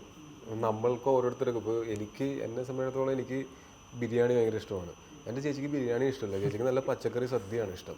എനിക്ക് പക്ഷേ ഒരു പച്ചക്കറി സദ്യയേക്കാൾ ഞാൻ ആകർഷിക്കപ്പെടുന്നത് ഒരു ബിരിയാണി കാണുമ്പോഴായിരിക്കും. അപ്പോൾ 2 വ്യത്യസ്തരായിട്ടുള്ള വ്യക്തികൾക്ക് 2 വ്യത്യസ്തമായിട്ടുള്ള താല്പര്യങ്ങളുണ്ടാവാം, അഭിപ്രായങ്ങളുണ്ടാവാം. അപ്പോഴാണ് 3.5 കോടി ജനങ്ങളുള്ള കേരളം, അല്ലെങ്കിൽ ഇത്രയും കോടി ജനങ്ങളുള്ള ഇന്ത്യ, അല്ലെങ്കിൽ ഇത്രയും കോടി ജനങ്ങളുള്ള നമ്മുടെ ലോകം എന്ന് പറയുന്നത്. അപ്പോൾ അത്രയും വ്യത്യസ്ത അഭിരുചികളും വ്യത്യസ്ത ടേസ്റ്റുകളുള്ള നമ്മൾ നാടന്നെ ഡിസൈൻ ചെയ്തിരിക്കുന്ന അങ്ങനെ ആ വ്യത്യസ്തതകൾ അംഗീകരിക്കുക, അതിനെ ഉൾക്കൊള്ളുക എന്ന് പറയുന്നത് ഭയങ്കരമായ മാനവികതയുള്ള ഒരു കാര്യമാണ്. അതാണ് ഇപ്പം നമുക്ക് പലപ്പോഴും നഷ്ടപ്പെട്ടു പോകുന്നത്. വ്യത്യസ്തത ഇപ്പം ടോവി പറഞ്ഞ പോലെ ഭക്ഷണത്തിൻ്റെയും വസ്ത്രത്തിൻ്റെയും നമ്മുടെ അഭിരുചിയുടെ കാര്യത്തിൽ പോലും നമ്മൾ വ്യത്യസ്തരാണ്. എത്ര ഒന്നാണ് നമ്മൾ ഫേക്ക് പറയാൻ ഭയങ്കര പാടാണ് എല്ലാവർക്കും ഒരുപോലെ ഇഷ്ടപ്പെടുന്ന സിനിമ ഉണ്ടാവാൻ. ഓക്കെ, ഇപ്പൊ നമുക്കൊക്കെ അറിയാവുന്ന ടോവിനോ എന്ന് പറഞ്ഞാല് ഓരോ സിനിമ ഇപ്പോൾ നേരത്തെ പറഞ്ഞ പോലെ തന്നെ ഓരോ സിനിമ ഇറങ്ങുമ്പോഴും ഡിഫറെൻറ്റ് ടൈപ്സ് ഓഫ് ക്യാരക്ടേഴ്സ് ഇങ്ങനെ പിടിച്ച് ഇങ്ങനെ അങ്ങനെ ഒരു സംഗതിയാണ്. അപ്പോൾ ഓരോ ക്യാരക്ടറിന് അത്രമാത്രം ഹാർഡ് വർക്കും ഡെഡിക്കേഷനാണ് ആസ് എൻ ആക്ടർ ടൊവിനോ ഇടുന്നത്. അതാണ് നമുക്ക് അറിയുള്ളൂ. പക്ഷെ അതിനപ്പുറം സെൽഫ് ലവ് എന്ന് പറയുന്ന സാധനമുണ്ട്. ആസ് എ പേഴ്സൺ ടൊവിനോക്ക് തന്നെ ചെയ്യുന്ന എഫേർട്സ് എന്തൊക്കെയാണ് ഈ സിനിമയിൽ നിന്ന് മാറി? ഞാൻ ഓഫ് ലേറ്റാണ് ഞാൻ ഒരു സെൽഫ് കെയർ ഒക്കെ കാര്യമായിട്ട് ശ്രദ്ധിച്ചൊക്കെ തുടങ്ങിയിട്ടുള്ളത്.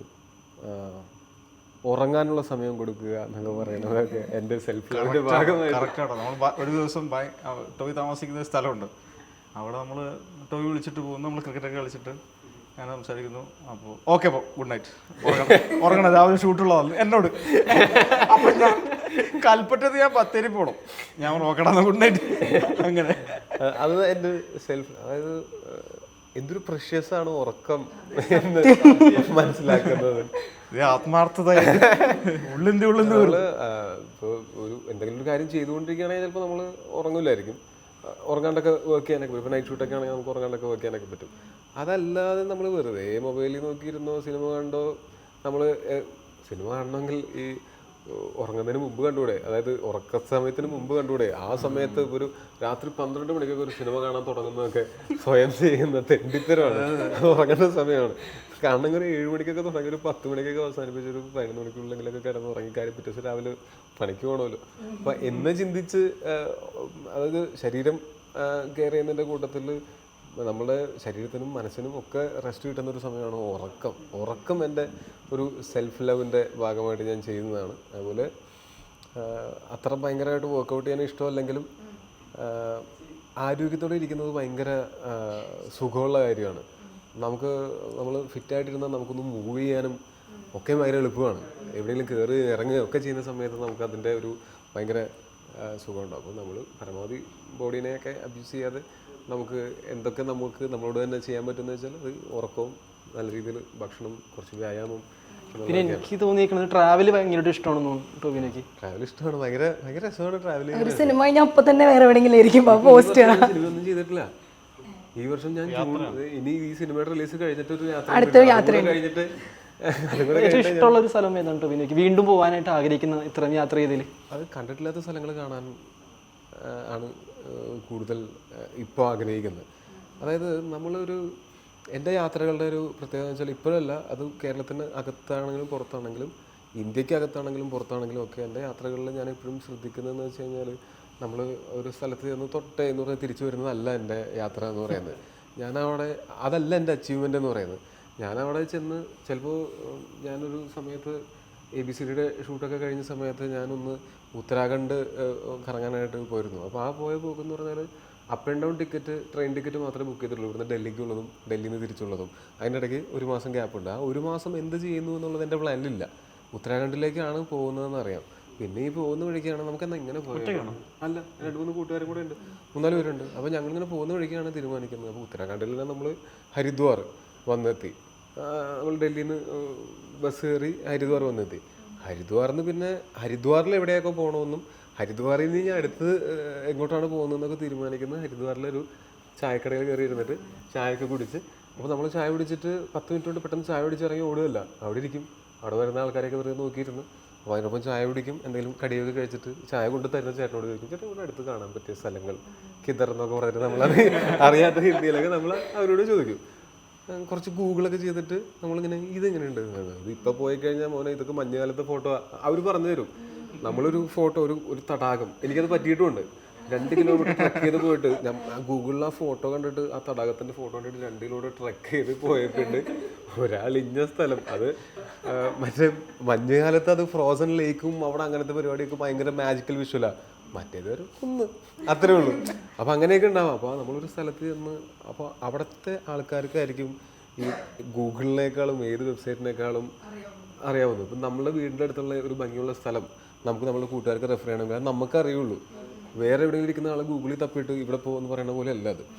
അപ്പോൾ അങ്ങനെയും ആണ് നമ്മൾ അടുത്ത്. അപ്പോൾ അടുത്ത് ഇങ്ങനെ പോവാം, അവിടെ നിന്ന് ഇങ്ങനെ പോവാം, ഇത്ര ദിവസം ഇവിടെ നിൽക്കാം എന്നുള്ള പ്ലാൻ അങ്ങനെയാണ് ഉണ്ടാക്കുന്നത്. ഞാനങ്ങനെ പ്ലാൻ ഉണ്ടാക്കി പോയി കറങ്ങി ഋഷികേശ് എനിക്ക് ഭയങ്കരമായിട്ട് ഇഷ്ടപ്പെട്ട കാരണം കൊണ്ട് ഫുൾ യാത്രയും പോയി. നമ്മൾ ഔളി എന്ന് പറഞ്ഞിട്ടുള്ള ഒരു ബോർഡർ വരെ പോയതിന് ശേഷം അവിടെ നിന്ന് തിരിച്ച് വന്ന് ഒരാഴ്ചയും കൂടെ ഋഷികേശിൽ നിന്നിട്ടാണ് പോയത്. ഈ യാത്ര ചെയ്തതിൽ ഏറ്റവും ഇഷ്ടപ്പെട്ട ഋഷികേശ. ഇവിടുന്ന് പോയാൽ ഞാൻ വീണ്ടും തിരിച്ച് ഒരാഴ്ച കൂടെ ഇവിടെ നിന്നിട്ടാണ് പോയത്. അപ്പോൾ നമ്മുടെ യാത്രകൾക്ക് അങ്ങനെ ഒരു ഫ്ലെക്സിബിലിറ്റി ഉണ്ടാവും. നമുക്ക് എന്താണോ ഇഷ്ടപ്പെടുന്നത് അത് കൂടുതൽ ചെയ്യാൻ. സപ്പോസ് ഇനി മൂവിയുടെ കാര്യത്തിൽ നിങ്ങൾ രണ്ടുപേരും നിങ്ങളുടെ റോൾസ് സ്വാപ്പ് ചെയ്യാന്ന് വിചാരിക്കുക. ഇപ്പോൾ ടോയ് ചേട്ടനാണെങ്കിൽ ഡയറക്ടറായി, അനുരാജ് ചേട്ടനാണെങ്കിൽ ആക്ടറായി. അങ്ങനെയാണെങ്കിൽ എന്ത് ചേഞ്ച് ആയിരിക്കും വരാൻ ഞാൻ പോകുന്നത്? പറ. എന്നെ രണ്ടാമത്തെ ദിവസം പറഞ്ഞു വിട്ട ആർട്ടിസ്റ്റ് വെരി ഈസി. ഇല്ല, അത് അനുരാജിൻ്റെ ഒരു ഗുണം എന്താണെന്ന് വെച്ചാൽ അനുരാജിന് നല്ല ക്ലാരിറ്റി ഉള്ള ആളാണ്. അനുരാജ് ടെൻഷനും പാനിക് അറ്റാക്കൊക്കെ വരുന്ന ആളാണെങ്കിൽ പോലും ഈ സിനിമ ചെയ്യുന്ന സമയത്ത് ഇത് എടുത്തു വെക്കാൻ അങ്ങനെ ഭയങ്കര എളുപ്പമുള്ള സിനിമയല്ല. ഇതിൻ്റെ നമ്മൾ എക്സിക്യൂട്ട് ചെയ്യേണ്ട ചില സീനുകളിൽ കുറേ ആൾക്കാർ മാനേജ്മെൻറ്റ് എന്ന് പറയുന്ന ചെറിയ പരിപാടിയല്ല. അപ്പോൾ അതൊക്കെ ചെയ്യുന്ന സമയത്ത് ഞാൻ ഒരു ദിവസം അനുരാജ് മൂത്രമൊഴിക്കാൻ പോയിട്ട് തിരിച്ചു വരുമ്പോഴത്തേക്കും ഞാൻ ഇവിടെ ഒരു കഥ ഇറക്കി. കാര്യം എന്ന് വെച്ചാൽ എന്നെ സംബന്ധിച്ചിടത്തോളം ഭയങ്കര റിലാക്സ്ഡ് ആയിട്ടാണ് ഷൂട്ട് പോകുന്നത്. വൈകിട്ട് ഭൂരിഭാഗം ദിവസങ്ങളിലും, ചുരുക്കം ദിവസങ്ങളിലാണ് നമുക്ക് നൈറ്റ് ഷൂട്ടും സോങ് ഷൂട്ടും ഒക്കെയാണ് നൈറ്റ് ഉണ്ടായിരുന്നുള്ളൂ. അതർവൈസ് എല്ലാ ദിവസവും വൈകിട്ട് 6 മണിയൊക്കെ ആകുമ്പോഴേക്കും ഷൂട്ട് തീർന്നിട്ട് പിറ്റേ ദിവസം രാവിലെ 8 മണിക്ക് എനിക്ക് ലൊക്കേഷനിൽ വന്നാൽ മതി. മൊത്തം എല്ലാ ആളുകൾക്കും വീട്ടിൽ റൂമിൽ പോയിട്ട് ഒന്ന് സമാധാനമായിട്ട് ഉറങ്ങിയിട്ട് തിരിച്ച്, മറ്റേ ചില സിനിമകളിലെന്ന് വെച്ചാൽ രാവിലെ 7 തൊട്ട് രാത്രി 9 വരെ ഷൂട്ട് ചെയ്തിട്ട് അവിടെ നിന്ന് എല്ലാം കൂടെ കെട്ടിപ്പറക്കി തിരിച്ച് റൂമിലേക്ക് എത്തുമ്പോഴത്തേക്കും 12 മണി 1 മണിയാവും. പിന്നെയും രാവിലെ 7 മണിക്ക് ലൊക്കേഷനിൽ തിരിച്ച് വരണമെങ്കിൽ 5 മണിക്ക് എഴുന്നേക്കണം എന്ന് പറയും. അങ്ങനത്തെ ഹെക്റ്റിക്കായിട്ടാണ് ഭൂരിഭാഗം സിനിമകളിൽ ഷൂട്ട് നടക്കുക. അപ്പോൾ ഈ സിനിമയ്ക്ക് അങ്ങനെയല്ലായിരുന്നു. കൃത്യമായിട്ടുള്ള പ്ലാനിങ്ങും ഭയങ്കര എഫിഷ്യൻ്റ് ആയിട്ടാണ് ഇതിനകത്തുള്ള എല്ലാ ഡിപ്പാർട്ട്മെൻറ്റുകളും വർക്ക് ചെയ്തെന്നുള്ള കാരണം കൊണ്ട് നമുക്ക് ഇച്ചിരി റിലാക്സ്ഡ് ഷൂട്ടായിരുന്നു. ഒരു ദിവസം എൻ്റെ മുദ്രവയ്ക്കാൻ വേണ്ടി തിരിച്ചു വരുമ്പോഴത്തേക്ക് എൻ്റെ ഇവിടെ നരേഷന് ചോദിച്ചപ്പോഴത്തേക്ക് ഞാൻ പറഞ്ഞു, അത് ഇവിടെ റിലാക്സ്ഡ് ഷൂട്ട് ചെയ്തുകൊണ്ട് പ്രഷർ ലോ ആയിട്ട് ഹോസ്പിറ്റലിലേക്ക് കൊണ്ടുപോയേക്കാണ്. സാധാരണ പ്രഷർ കൂടുകയും ചെയ്യാം, ഇവിടെ പ്രഷർ ലോ ആയിട്ട് ഹോസ്പിറ്റലിലേക്ക് കൊണ്ടുപോയേക്കാന്ന് പറയുന്ന രീതിയിൽ ആണ് നമ്മളവിടെ വർക്ക് നടന്നിരുന്നത്. അപ്പോൾ ആ വർക്ക് നടക്കുന്നതിൻ്റെ കാരണം എന്ന് പറയുന്നത് ഉറപ്പായിട്ടും ആ ടീം ഭയങ്കര ഇമ്പോർട്ടൻ്റ് ആണ്. പക്ഷേ ടീമിൽ ലീഡ് ചെയ്യുന്ന സംവിധായകൻ എന്ന് പറയുന്നത് ഒരു സംവിധായകൻ്റെ സ്റ്റേറ്റ് ഓഫ് മൈൻഡും ഒരു സംവിധായകൻ്റെ സ്വഭാവവും അയാളുടെ ടെമ്പറും ഒക്കെ അനുസരിച്ചായിരിക്കും ഒരു മൊത്തം ക്രൂവിൻ്റെ സ്വഭാവവും ടെമ്പറും സ്റ്റേറ്റ് ഓഫ് മൈൻഡും ഒക്കെ അവിടെയുള്ള എല്ലാവരുടെയും. അതിന് ഒരു സംവിധായകൻ അറിഞ്ഞോ അറിയാതെയോ അത് നിയന്ത്രിക്കുന്നുണ്ട്. അല്ലെങ്കിൽ എല്ലാവരും they are looking up to him. അതായത് പുള്ളിയുടെ മൂഡ് എന്താണ്, പുള്ളി വളരെ ടെൻഷൻ പാർട്ടിയാണെങ്കിൽ ഇവിടെ പെട്ടെന്ന് എടുത്ത് വെക്കുകയോ അല്ലെങ്കിൽ പുള്ളിയുടെ വായിക്കുന്നത് കേൾക്കണം എന്നായിരിക്കും തോന്നുക. ഇത് അല്ലെങ്കിൽ ഒരാൾ അയാളുടെ അടുത്ത് പറഞ്ഞത് കേട്ടില്ലെങ്കിലും കുഴപ്പമൊന്നുമില്ല, ഭയങ്കര ലാഘവത്തോടെ ഉഴപ്പുന്ന ഒരു സംവിധായകനാണെങ്കിൽ കൂടുതലുള്ളവർക്ക് കുഴപ്പം തോന്നും. പക്ഷെ ഇവിടെ വളരെ ആത്മാർത്ഥമായിട്ട് ഇറങ്ങി നിന്ന് ഈ ആളുകളോട് എല്ലാവരോടും ആത്മാർത്ഥമായിട്ട് പറയണം, നമ്മൾ ഈ സീൻ എടുക്കുന്നത് ഇങ്ങനെയാണ്, അപ്പോൾ അതിനിങ്ങനെ വേണം, അപ്പോൾ ചേട്ടാ അങ്ങനെ ചെയ്യരുത്. അങ്ങനെ 2-3 പ്രാവശ്യമൊക്കെ നമ്മളങ്ങനെ പറഞ്ഞു വരുമ്പോഴത്തേക്കും ഇവർക്ക് തന്നെ തോന്നും ഈ സംവിധായകൻ ഇത്രയും ആത്മാർത്ഥമായിട്ട് പെരുമാറുന്ന സമയത്ത് നമ്മളും ആത്മാർത്ഥമായിട്ട് പ്രവർത്തിക്കണം എന്ന് തോന്നും. അപ്പോൾ അങ്ങനെയുള്ള രീതിയിൽ നോക്കുകയാണെങ്കിൽ അത് അനുരാജാണെങ്കിലും അനുരാജിൻ്റെ ഡയറക്ഷൻ ടീമാണെങ്കിലും അപ്പോൾ നമുക്ക് നല്ല കലക്കൻ ടെക്നീഷ്യൻസിനെ കിട്ടിയത്. ഞാൻ നേരത്തെ പറഞ്ഞ എഡിറ്റർ 10 ദിവസം വന്ന് നമ്മുടെ കൂടെ നിന്നത് ഒരു പ്രധാനപ്പെട്ട സീക്വൻസിൽ ഒരു എഡിറ്റ് ഇല്ലാത്ത സീക്വൻസിന് വേണ്ടിയിട്ടാണ് എഡിറ്ററോട് വന്ന് താമസിച്ചത്. അത് എഡിറ്റ് ചെയ്യാൻ എഡിറ്ററോട് വന്ന് താമസിച്ചു. അതുപോലെ അതിൻ്റെ സിനിമാറ്റോഗ്രാഫർ വിജയ് മിന്നൽ മുരളിയിൽ സമീർക്കയുടെ അസോസിയേറ്റ് ആയിട്ട് ഉണ്ടായിരുന്ന ആളാണ്. ഗോളം ഇരട്ടയൊക്കെ ചെയ്തിട്ടുള്ള പുള്ളി എത്രയോ പടങ്ങൾ ജിൽ എന്ന് പറഞ്ഞിട്ടാണ് നിൽക്കുന്നത്. ഒരു ദിവസം ഞാൻ ലൊക്കേഷനിൽ വരുമ്പോൾ പറയുന്നത് വെച്ചാൽ ബാവൊക്കെ വഴിക്ക് വീണു. അപ്പോൾ ഞാൻ പറഞ്ഞു വഴിക്ക് വീണിട്ട് എന്തോ കാല് മുറിഞ്ഞു പോയിട്ട്. പക്ഷെ എന്നിട്ട് പുള്ളി എവിടെയാണ് ആശുപത്രി കൊണ്ടുപോയത് നോക്കുമ്പോൾ പുള്ളി അവിടെ നിന്ന് പണിയെടുത്തോണ്ടിരിക്കുകയാണ്. അപ്പോഴും വെള്ളം അടിച്ചോണ്ടിരിക്കുക, മനസ്സിലായോ? തീ കത്തിക്കുന്ന പരിപാടിയൊക്കെ ഉണ്ട്. അപ്പൊ ആ വെള്ളമാണ് ഫസ്റ്റ് പടം.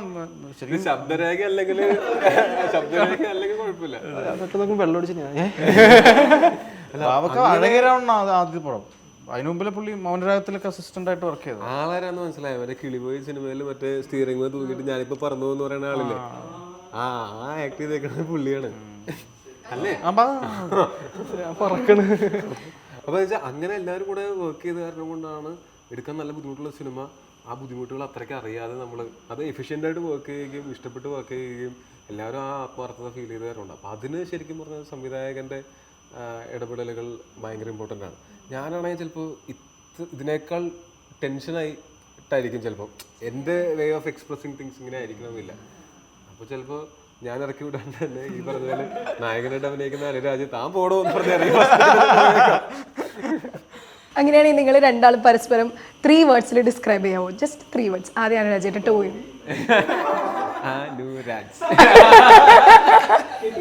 ഇല്ലാതെ വേർഡ്സ് ആയില്ല. എന്നാലും ടോവി എന്നെ സംബന്ധിച്ചിട്ട് ആത്മാർത്ഥ സുഹൃത്താണ്. എല്ലാ കാര്യങ്ങളും ഡിസ്കസ് ചെയ്യാൻ പറ്റുന്ന, ഫാമിലി ഇഷ്യൂസ് ആയാൽ പോലും നമുക്ക് വേണമെങ്കിൽ ടോവിയെ വിളിച്ചിരുന്ന് ഡിസ്കസ് ചെയ്യാൻ പറ്റുന്ന തരത്തിൽ സ്പേസ് ഉള്ള ഒരാളാണ്. ടോവിയെ ഞാൻ ആദ്യം കാണുന്നതിൻ്റെ ഇതാണ്. അപ്പോൾ നമ്മൾ കഥ പറയാൻ വേണ്ടി ടോവി കല്യാണം കഴിഞ്ഞ സമയത്ത് ടോവി ഒരു കുഞ്ഞു ഫ്ലാറ്റൊക്കെ വാങ്ങി ശരി ചെങ്ങമ്പുഴ ഭാഗത്ത് ഇവിടെ അത് മറ്റേ ഇവിടെ കുന്നുംപുറത്ത് അവിടെ ഇരുന്നിട്ടാണ് നമ്മൾ നിലത്തിരുന്നിട്ടാണ് നമ്മൾ ഇഷ്കിൻ്റെ കഥ പറയുന്നത്. അപ്പോൾ അന്ന് മുതലുള്ള ആത്മാർത്ഥമായ സൗഹൃദമുണ്ട്. സൗഹൃദം എന്നുള്ള വേർഡ് തന്നെയാണ്, സൗഹൃദം തന്നെയാണ് പറയാൻ പറ്റുന്നത്. സ്നേഹം, സൗഹൃദം, ഇഷ്ടം. എനിക്കും നമ്മളുടെ ഈ സ്നേഹവും സൗഹൃദമൊക്കെ ഉണ്ടാകുന്നത് നമ്മളുടെ ഉള്ളിലുള്ള ചില ചിന്തകളുടെ സിമിലാരിറ്റീസ് ഒക്കെ കൊണ്ടായിരിക്കണമല്ലോ. അപ്പോൾ എനിക്ക് ഉറപ്പാണ് നമ്മൾ ഈ സിനിമ ചെയ്യാനായിട്ട് ഇതിൻ്റെ കൂടെ നിന്നിട്ടുള്ള എല്ലാവരും ഈ എവിടെയെങ്കിലുമൊക്കെ ഇമോഷണലി ഇപ്പം സ്വന്തം പ്രശ്നങ്ങളല്ലെങ്കിലും മറ്റുള്ളവരുടെ ഇമോഷൻസും കൂടെ ചിലപ്പോൾ നമ്മളെ എഫക്റ്റ് ചെയ്യും. ഇപ്പോൾ ഞാനൊക്കെ ആകാശദൂത് കണ്ടിട്ട് കരയുന്ന ആളാണ്, അല്ലെങ്കിൽ അനീറ്റി പവൻ്റെ ക്ലൈമാക്സ് കണ്ടിട്ട് കരയുന്ന ആൾക്കാരാണ് ഞങ്ങളുടെ വീട്ടിലെ എല്ലാവരും. അത്രയ്ക്കൊക്കെ ഉള്ളൂ നമ്മൾ. അല്ലാതെ ഞാനൊരു മൾട്ടിപ്ലക്സ് ഓഡിയൻ അല്ല, കാണട്ടെ എന്നിട്ട് അങ്ങനെയല്ല. ഞാൻ ഒരു സിനിമ കാണുന്ന സമയത്ത് ചിരിക്കേണ്ട സമയങ്ങളിൽ ചിരി വന്നാൽ ചിരിക്കുകയും കരച്ചിൽ വന്നാൽ കരയുകയും ഒക്കെ ചെയ്യുന്ന ആളാണ്. അപ്പോൾ ഒരുപക്ഷെ അനുരാജും അങ്ങനെയുള്ള ആളായതുകൊണ്ടായിരിക്കും നമുക്ക്. ഞാനൊക്കെ ഈ രാത്രി 1 മണിക്കൊക്കെ കാരുണ്യം സിനിമയൊക്കെ ഇട്ടിട്ട് യൂട്യൂബിൽ കരയുന്ന ആളാ. ഒരു കാര്യമില്ല. അത് റീസൺ കഴിഞ്ഞ ഒരാഴ്ച മുമ്പ് സംഭവിച്ചു. അന്ന് കാരുണ്യം കണ്ടു നോക്കാം. വല്ല പഞ്ചാബി ദിവസം കാണേണ്ട സമയമാണത്. കാരുണ്യം കാണുന്നു ഈ കിടന്ന കാര്യമൊന്നും. അനുരാജ് ചേട്ടനോടാണ് ഇപ്പോൾ ഈ മൂവിയിൽ ലൈക്ക് ഇപ്പോൾ പറഞ്ഞല്ലോ ചില ഇവൻറ്റ്സ് ഒക്കെ ഇൻസ്പയർഡ് ആയിട്ട് എടുത്തേക്കുന്നതാന്ന് പറഞ്ഞു. അപ്പോൾ ഇത് ആളുകൾക്ക് ഞാൻ ആ എഴുതിയതിൽ അതും ഉണ്ടായിരുന്നു തോന്നുന്നു. തിയേറ്ററിൽ നിന്ന് അവർ എൻ്റർടൈൻഡ് ആവേം വേണം, തിയേറ്ററിൽ നിന്ന് പുറത്തേക്ക് ഇറങ്ങുമ്പോൾ ആ തോട്ട്സ് അവരുടെ മനസ്സിലുണ്ടാവേം വേണം എന്ന്. അപ്പോൾ ആളുകൾ എൻ്റർടൈൻഡ് ആവുക എന്ന് പറയുമ്പോൾ നമുക്കത് ചിരിയും കളിയും മാത്രമാണ് നമ്മളെപ്പോഴും എൻ്റർടൈൻഡ് ആയിട്ട് പറയാം. അതുകൊണ്ടാണ് ഞാൻ ഇടയ്ക്കൊക്കെ എൻഗേജ്ഡ് ആവുക എന്നുള്ള വാക്കും കൂടെ ത്രൂ ഔട്ട് നമ്മൾ ആ സ്ക്രീനിൽ ഗ്ലൂഡായിട്ട് ഇരുന്നിട്ട് എൻ്റർടൈൻമെൻറ്റിനൊപ്പം എൻഗേജ്ഡ് ആയിട്ട് ആ തോട്ടുമായിട്ട് വേണം. അതായത് അപ്പം തന്നെ അവിടെ ഉപേക്ഷിച്ച് പോകാൻ പാടില്ല. ആ സിനിമ പുറത്തിറങ്ങിയാലും അതിനെ പറ്റിയിട്ട് ആൾക്കാർ ചിന്തിക്കണം എന്ന് ഞങ്ങൾക്ക് ആഗ്രഹമുണ്ട്. അപ്പോൾ അതായത് ആ രണ്ട് ഇതിപ്പോൾ ആ ഒരു ഇമ്പാക്റ്റ് ആളുകളിലേക്ക് എത്തണമല്ലോ. അതും ഈ എൻ്റർടൈൻമെൻറ്റും ഇത് രണ്ടും കൂടെ ഒന്ന് ഹാൻഡിൽ ചെയ്യുന്നത് ഒരു സ്ക്രിപ്റ്റിൽ എങ്ങനെയാണ് ഹാൻഡിൽ ചെയ്യുന്നത്? അത് ആ സ്ക്രിപ്റ്റിനോട് നീതിപൂർവ്വം ഇടപെടുക എന്ന് മാത്രമേ ഉള്ളൂ. അതിലൊരു ഞാനിപ്പോൾ ഒരു ഇക്വേഷൻ വെച്ചിട്ട് നമുക്ക് XY എന്നൊക്കെ പറഞ്ഞിട്ട് നമുക്ക് ചെയ്യാൻ പറ്റില്ല. ഒരു നമ്മളെ എക്സൈറ്റ് ചെയ്യിപ്പിക്കുന്ന തരത്തിൽ അതിൻ്റെ വഴികളെ കൃത്യപ്പെടുത്തുക. പിന്നെ അതിൽ വരുന്ന ഇപ്പോൾ ടോവി നേരത്തെ പറഞ്ഞ ആ ടോവിയിൽ നിന്ന് നമുക്ക് ഇതിൽ എന്താണ് പുതിയത് നമുക്ക് ചെയ്യാൻ പറ്റും. ഇപ്പം ടോവിയുടെ കോൺട്രിബ്യൂഷനാണ് ഈ സിനിമയിൽ. നമ്മൾ ഭാഷ പെർട്ടിക്കുലർ ഭാഷ സ്ലാങ് എന്ത് വേണം എന്നുള്ളത് ഒരു അയാൾക്കൊരു സ്ലാങ് വേണം എന്ന്. അപ്പം നമുക്ക് കുട്ടനാടൻ പരിപാടി പിടിക്കാം, അത് ആ സ്ലാങ് ഡയലക്റ്റ് പിടിക്കാം എന്നുള്ളത് ടോവിയുടെ കോൺട്രിബ്യൂഷനാണ്. അതിനുവേണ്ടി അവൻ ഹാർഡ് വർക്കും ചെയ്തു. അപ്പോൾ അത്തരത്തിലുള്ള ജെന്യുവനായിട്ടുള്ള അപ്രോച്ചുകൾ തിരക്കഥയിലും കഥാപാത്രങ്ങളെയും സമീപിക്കുന്ന പാത്രസൃഷ്ടിയിൽ മുഴുവൻ ആ സമീപനം നടത്തി കഴിഞ്ഞാൽ നമ്മളത് അത്യന്തികമായി നമ്മളെ തൃപ്തിപ്പെടുത്തുകയും സിനിമ പിന്നെ ഓട്ടോമാറ്റിക്കലായിട്ട് തൃപ്തിപ്പെടുകയും വേണ്ടി വരും എന്നുള്ളതാണ് അതിൻ്റെ ഒരു ഉദ്ദേശം. നമ്മുടെ ഭാഗത്ത് ചെയ്യാവുന്ന അത്രേ ഉള്ളൂ. ബാക്കി അത് കാര്യം നമുക്ക് ഒന്നും കോംപ്രമൈസ് ചെയ്യാൻ പറ്റില്ല. അത് കോംപ്രമൈസ് ചെയ്യാൻ പറ്റില്ല. മീശയുടെ കാര്യം, ആ മീശ പഴുതാര മീശ പോലത്തെ ഒരു മീശയായിരുന്നു എൻ്റെ മനസ്സിലുണ്ടായിരുന്നു. പക്ഷേ ആ ഒരു മീശ ഫിറ്റ് ചെയ്തപ്പോൾ ടോവി വേറെ രീതിയിൽ തന്നെയുള്ള ഒരാളായി. അതും ടോവിയുടെ കോൺട്രിബ്യൂഷനാണ്. ഇങ്ങനെ ചെയ്യാം പല ഞാൻ പറയുന്നുണ്ട്. പക്ഷേ എന്നാൽ പോലും ഇതായിരിക്കും അവൻ ആപ്റ്റ് എന്നുള്ള രീതിയിൽ നമ്മൾ ആ മേക്ക് ഓവർ പിടിക്കുന്നത് വേറൊരാളായിട്ട് ഫീൽ ചെയ്യാം നമ്മൾ. അത് ചെറിയ മാറ്റങ്ങളായിരിക്കും. പക്ഷേ ഇപ്പോൾ ഈ സിനിമയിൽ തന്നെ ആ പാട്ടിൽ കണ്ട പോലെ അല്ലല്ലോ. എൻ്റയർലി ഡിഫറെൻ്റ് ആണ്. അപ്പോൾ അത് വളരെ ചെറിയ മാറ്റങ്ങളെ അതിനകത്തുള്ളൂ. അത് നമ്മൾ ഒരേ ദിവസം തന്നെ രണ്ടും ചെയ്തിട്ടുണ്ട്. ഇത് തീർത്ത് പിറ്റേ ദിവസം അത് ചെയ്യാന്നുള്ളൂ. അപ്പോൾ അത്രയേ ഉള്ളൂ. അത് നമ്മളൊന്ന് പ്രിപ്പയർ ചെയ്ത് പ്ലാൻ ചെയ്ത് ചെയ്യാന്നുള്ളൂ. അങ്ങനത്തെ വേറൊരു കാര്യം ശ്രദ്ധിച്ചിട്ടുണ്ട്, തോന്നരുതില്ല. ഇൻസ്റ്റാഗ്രാമിൽ ഞാൻ കണ്ടതാണ് ഒരു വൈബ് അച്ഛനായിട്ടാണ് എനിക്ക് ഫീൽ ചെയ്തേക്കണം ടോവിനെ. ഇപ്പോൾ മൂസിൻ പരാരി ഡയറക്റ്റ് ചെയ്യണ തന്ത വൈബിൻ്റെ എന്ത് വൈബാണ്? അതിനെപ്പറ്റിയൊന്നും അങ്ങനെ പറയാറായിട്ടുള്ള സമയമായിട്ടില്ല. ഈ വൈബ് തന്തയാവുക എന്നുള്ളതാണ് ലക്ഷ്യം. വൈബാണ്, അതാണ് പറയാൻ പറ്റില്ലത്. നമ്മൾ പിടിക്കുന്ന വൈബ് പിള്ളേർക്ക് ഇപ്പോൾ ഒക്കെയാണ്.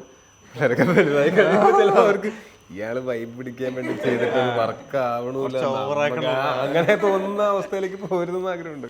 ഇനി നമ്മുടെ മീഡിയ സ്കൂളിലെ കുറച്ച് കുട്ടികൾക്ക് ഉണ്ട് നമ്മുടെ കൂടെ ജോയിൻ ചെയ്യുന്നുണ്ട്. സോ അവർക്ക് കുറച്ച് ഡൗട്ട്സ് ഉണ്ടാകുന്നു. അപ്പോൾ ഈ കാട് എന്ന് പറയുമ്പോൾ ഓരോ ആൾക്കാർക്ക് ഓരോ അനുഭവമായിരിക്കും. ചില ആൾക്കാർക്ക് പ്രണയമായിരിക്കാം, ചില ആൾക്കാർക്ക് മറ്റൊരു പേടിപ്പെടുത്തുന്ന ഒരു അനുഭവമായിരിക്കാം, ചില ആൾക്കാർക്ക് ഒരു ജീവിതത്തിൻ്റെ ഭാഗമായിരിക്കാം. ടോവിനോയ്ക്ക് എങ്ങനെയാണ് ഒരു കാട് അനുഭവപ്പെടുന്നത്? എങ്ങനെ കാടിനെ കാണാനാണ് ആഗ്രഹിക്കുന്നത്? അതായത് നമ്മളുടെ മനസ്സിൽ കാട് എന്നുള്ളത് ഇടതൂർന്ന മരങ്ങളുള്ള അങ്ങനത്തെ ഒരു കാടാണ്. അപ്പോൾ എൻ്റെ മനസ്സിൽ എപ്പോഴും കാട് എന്ന് പറഞ്ഞാലും അങ്ങനത്തെ ഒരു ട്രോപ്പിക്കൽ റെയിൻ ഫോറസ്റ്റാണ് എപ്പോഴും ഉണ്ടായിരുന്നത്. ഞാൻ ഇപ്പോഴാണ് കാടുകളെ പറ്റിയിട്ട് നമ്മൾ സ്കൂളിൽ പഠിച്ചിട്ടുണ്ടെങ്കിലും നേരിട്ട് ചെന്ന് കണ്ട് പഠിക്കുന്ന സമയത്ത് കുറേ മൊട്ടക്കുന്നുകളും ഇടയ്ക്ക് മാത്രം ചെറിയ ചെറിയ അതിൻ്റെ വാലീസിൽ മാത്രം കാടുമായിട്ടുള്ള ഷോള ഗ്രാസ് ലാൻഡ്സ് എന്ന് പറഞ്ഞിട്ടുള്ള അവിടെയൊക്കെ പോകുമ്പോൾ ഇത് കാടാണോ, ഇത് കണ്ടിട്ട് മൊട്ടക്കുന്ന് പോലെ ഉണ്ടല്ലോ. അപ്പോൾ വെച്ചാൽ കാടിന് പല ഡെഫിനേഷൻസ് ഉണ്ട്. അപ്പോൾ എനിക്ക് കാട് എന്ന് പറയുന്നത് ഇപ്പോൾ പണ്ട് ഉണ്ടായിരുന്നതെന്ന് വെച്ചാൽ ഇച്ചിരി പേടിപ്പെടുത്തുന്ന, അധികം വെളിച്ചമൊന്നും കടക്കാത്ത അങ്ങനെ ഒരു കൺസെപ്റ്റാണ് എനിക്ക് കാടിനെ കുറിച്ച് ഉണ്ടായിരുന്നത്. ഇപ്പം എൻ്റെ കാട് എന്നുള്ള കോൺസെപ്റ്റ് കുറച്ചും കൂടെ വലുതാണ്. അതിമനോഹരമായിട്ടുള്ള അൺടച്ച്ഡ് ആയിട്ടുള്ള കാടുകളാണെങ്കിൽ അവിടെ കുറച്ചും കൂടെ ഫ്രീ ആയിട്ട് ഓർഗാനിക്കായിട്ട് അവിടുത്തെ മൃഗങ്ങളും ചെറിയ ചെറിയ ജീവജാലങ്ങളും ഒക്കെ സ്വൈര്യവിഹാരം നടത്തുന്ന, അതിനെ ഡിസ്റ്റർബ് ചെയ്യാതെ നമ്മൾ പോകുമ്പോൾ നമുക്ക് കാണാൻ പറ്റുന്ന ഭംഗിയുള്ള കാഴ്ചകളെയാണ് ഞാൻ കുറേ കാടുകളുടെ അകത്തേക്ക് പോകാനായിട്ട് ആഗ്രഹിക്കുകയും അതിനെനിക്ക് അവസരങ്ങൾ കിട്ടിയിട്ടുമുണ്ട്. അപ്പോൾ അൺറിയലാണ്, പറഞ്ഞാൽ വിശ്വസിക്കാൻ പറ്റാത്ത അത്രയും ബ്യൂട്ടിഫുള്ളാണ് പല കാടുകളും. അപ്പോൾ ഇപ്പോൾ എന്നെ സംബന്ധിച്ചിടത്തോളം അതങ്ങനെ ഇടതൂർന്ന മരങ്ങളുള്ള നമ്മൾ സിനിമയിലൊക്കെ കാണുന്ന പോലെ വെളിച്ചം കടക്കാത്ത വന്യമൃഗങ്ങൾ ആക്രമിക്കുന്ന ഒരു കാടല്ല എൻ്റെ മനസ്സിലുള്ളത്. എൻ്റെ മനസ്സിൽ ഇപ്പോൾ ഉള്ളതെന്ന് വെച്ചാൽ ഇങ്ങനത്തെ പലതരം കാടുകളാണ്, ഭയങ്കര ബ്യൂട്ടിഫുൾ ആയിട്ടുള്ള പലതരം കാടുകൾ. ഇവിടെ നമസ്കാരം. എനിക്ക് 2 കാര്യങ്ങൾ ചോദിക്കാനുണ്ടായിരുന്നു. ഒന്നാമത്തെ കാര്യം, എൻജിനീയറിംഗ് ഒക്കെ കഴിഞ്ഞ് ഒരു ഇൻ്റർവ്യൂവിനൊക്കെ പോയിട്ട് ഇതെനിക്ക് പറ്റുന്ന പണിയല്ല, അല്ലെങ്കിൽ ഒരു കൃഷിയൊക്കെ നടത്തി ഒരു ഫാം ഹൗസ് ഒക്കെ ആയിട്ടൊക്കെ ഒന്ന് ജീവിച്ചാലോ ഇതിൻ്റെ സമയത്ത് ലിരി ചേച്ചി ചോദിച്ചായിരുന്നു സിനിമയിലെ ആഗ്രഹം, അതൊന്ന് ട്രൈ ചെയ്തുകൂടെ എന്ന്. അപ്പോൾ ആ ഒരു സമയത്ത് ടോനേട്ടൻ തന്നെ പറഞ്ഞിട്ടുണ്ടായിരുന്നു, ഒരു സിനിമയിൽ ഒരു ബാക്ക്ഗ്രൗണ്ടും ഇല്ലാത്ത ഒരാൾ എങ്ങനെയാണ് ഒരു സിനിമയിൽ എത്തിപ്പറ്റുന്നതെന്ന്. അപ്പോൾ ലിരി ചേച്ചി ചോദിച്ചൊരു കാര്യമുണ്ട്, ട്രൈ ചെയ്തതല്ലേ അറിയത്തുള്ളൂ. അപ്പോൾ ലിരി ചേച്ചി ആ ഒരു പുഷ് തന്നില്ലായിരുന്നെങ്കിൽ ടോനേട്ടൻ സിനിമയിൽ കയറാൻ വേണ്ടി വേറൊരു വഴി തിരഞ്ഞെടുക്കുമോ, അതോ എന്തെങ്കിലും വേറെ പ്ലാൻ ബി ഉണ്ടായിരുന്നു അതിൽ? അത് അവളങ്ങനെ ഒരു പുഷ് തന്ന കാരണം കൊണ്ട്, അത് തന്നില്ലായിരുന്നെങ്കിൽ എന്തുണ്ടാകുമായിരുന്നു എനിക്ക് അറിയാൻ പറ്റാതെ പോയി. സിനിമ കറക്റ്റായിരിക്കും, സിനിമയിൽ തന്നെ വന്നിരിക്കുമായിരിക്കാം, പക്ഷേ അത് വേറൊരു രീതിയിലായിരിക്കും. ചിലപ്പോൾ ഈ സമയത്തായിരിക്കും, വേറെ സമയത്തായിരിക്കും വന്നിട്ടുണ്ടാവുക. ഞാനിപ്പോൾ നിൽക്കുന്ന ഒരു പൊസിഷനിലായിരിക്കില്ല, വേറെ ഏതെങ്കിലും ഒരു രീതിയിലൊക്കെ ആയിരിക്കും സിനിമയിൽ തന്നെ വന്നിട്ടുണ്ടാവാനാണ് സാധ്യത. അപ്പോൾ ഒരു കാര്യം ചോദിച്ചോട്ടെ, ടോനേട്ടൻ്റെ 3 പ്രണയം എന്നാണ് എനിക്ക് തോന്നുന്നത്. ഒന്ന് ലിഡിയ ചേച്ചിയോട്, ഒന്ന് സിനിമയോട്, പിന്നെ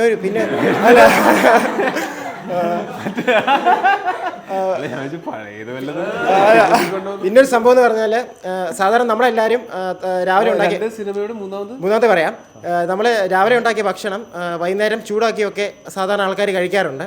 അപ്പം ദുബായിൽ നിന്ന് വന്ന കൂട്ടുകാരോടെ 4 മണിക്കൂർ ഫ്രിഡ്ജിലിരുന്ന ചിക്കന് ഒറ്റയടിക്ക് കഴിച്ച ഒരു അനുഭവം ടോവിനേട്ടന് ഉണ്ടായിരുന്നു.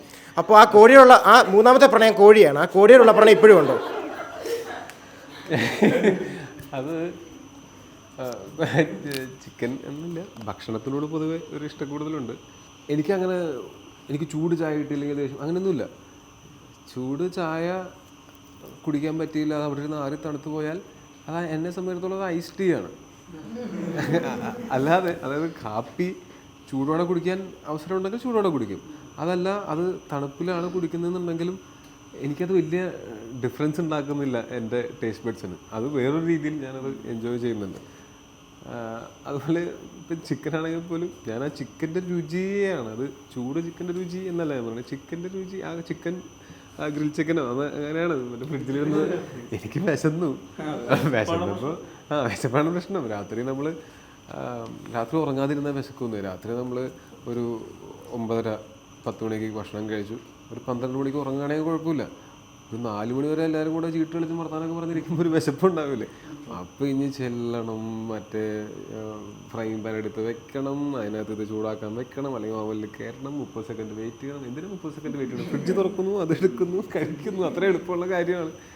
എന്നെ സംബന്ധിച്ചിടത്തോളം അത്രയാണ്. ഭക്ഷണത്തോട് പൊതുവെ ഒരു ഇഷ്ടം കൂടുതലുണ്ട്. അപ്പോൾ നിങ്ങൾ പറഞ്ഞ പോലെ തന്നെ നരിവേട്ട എന്ന് പറയുന്ന സിനിമ തിയേറ്ററിൽ നിന്ന് കാണുമ്പോൾ നമ്മളെല്ലാവരും എൻഗേജ്ഡ് ആവട്ടെ. അതുപോലെ തന്നെ സിനിമയിൽ നിന്ന് തിയേറ്ററിൽ നിന്ന് പുറത്തേക്ക് ഇറങ്ങി കഴിയുമ്പം ആ നരിവേട്ടയുടെ തോട്ട് നമ്മളെല്ലാവരും വേട്ടയാടട്ടെ. നിങ്ങളുടെ 2 പേരുടെയും ഈ നല്ല സിനിമകൾ കൊണ്ടുള്ള വേട്ട ഇനി അങ്ങ് തുടരട്ടെ. Thank you so much for being here. Thank U.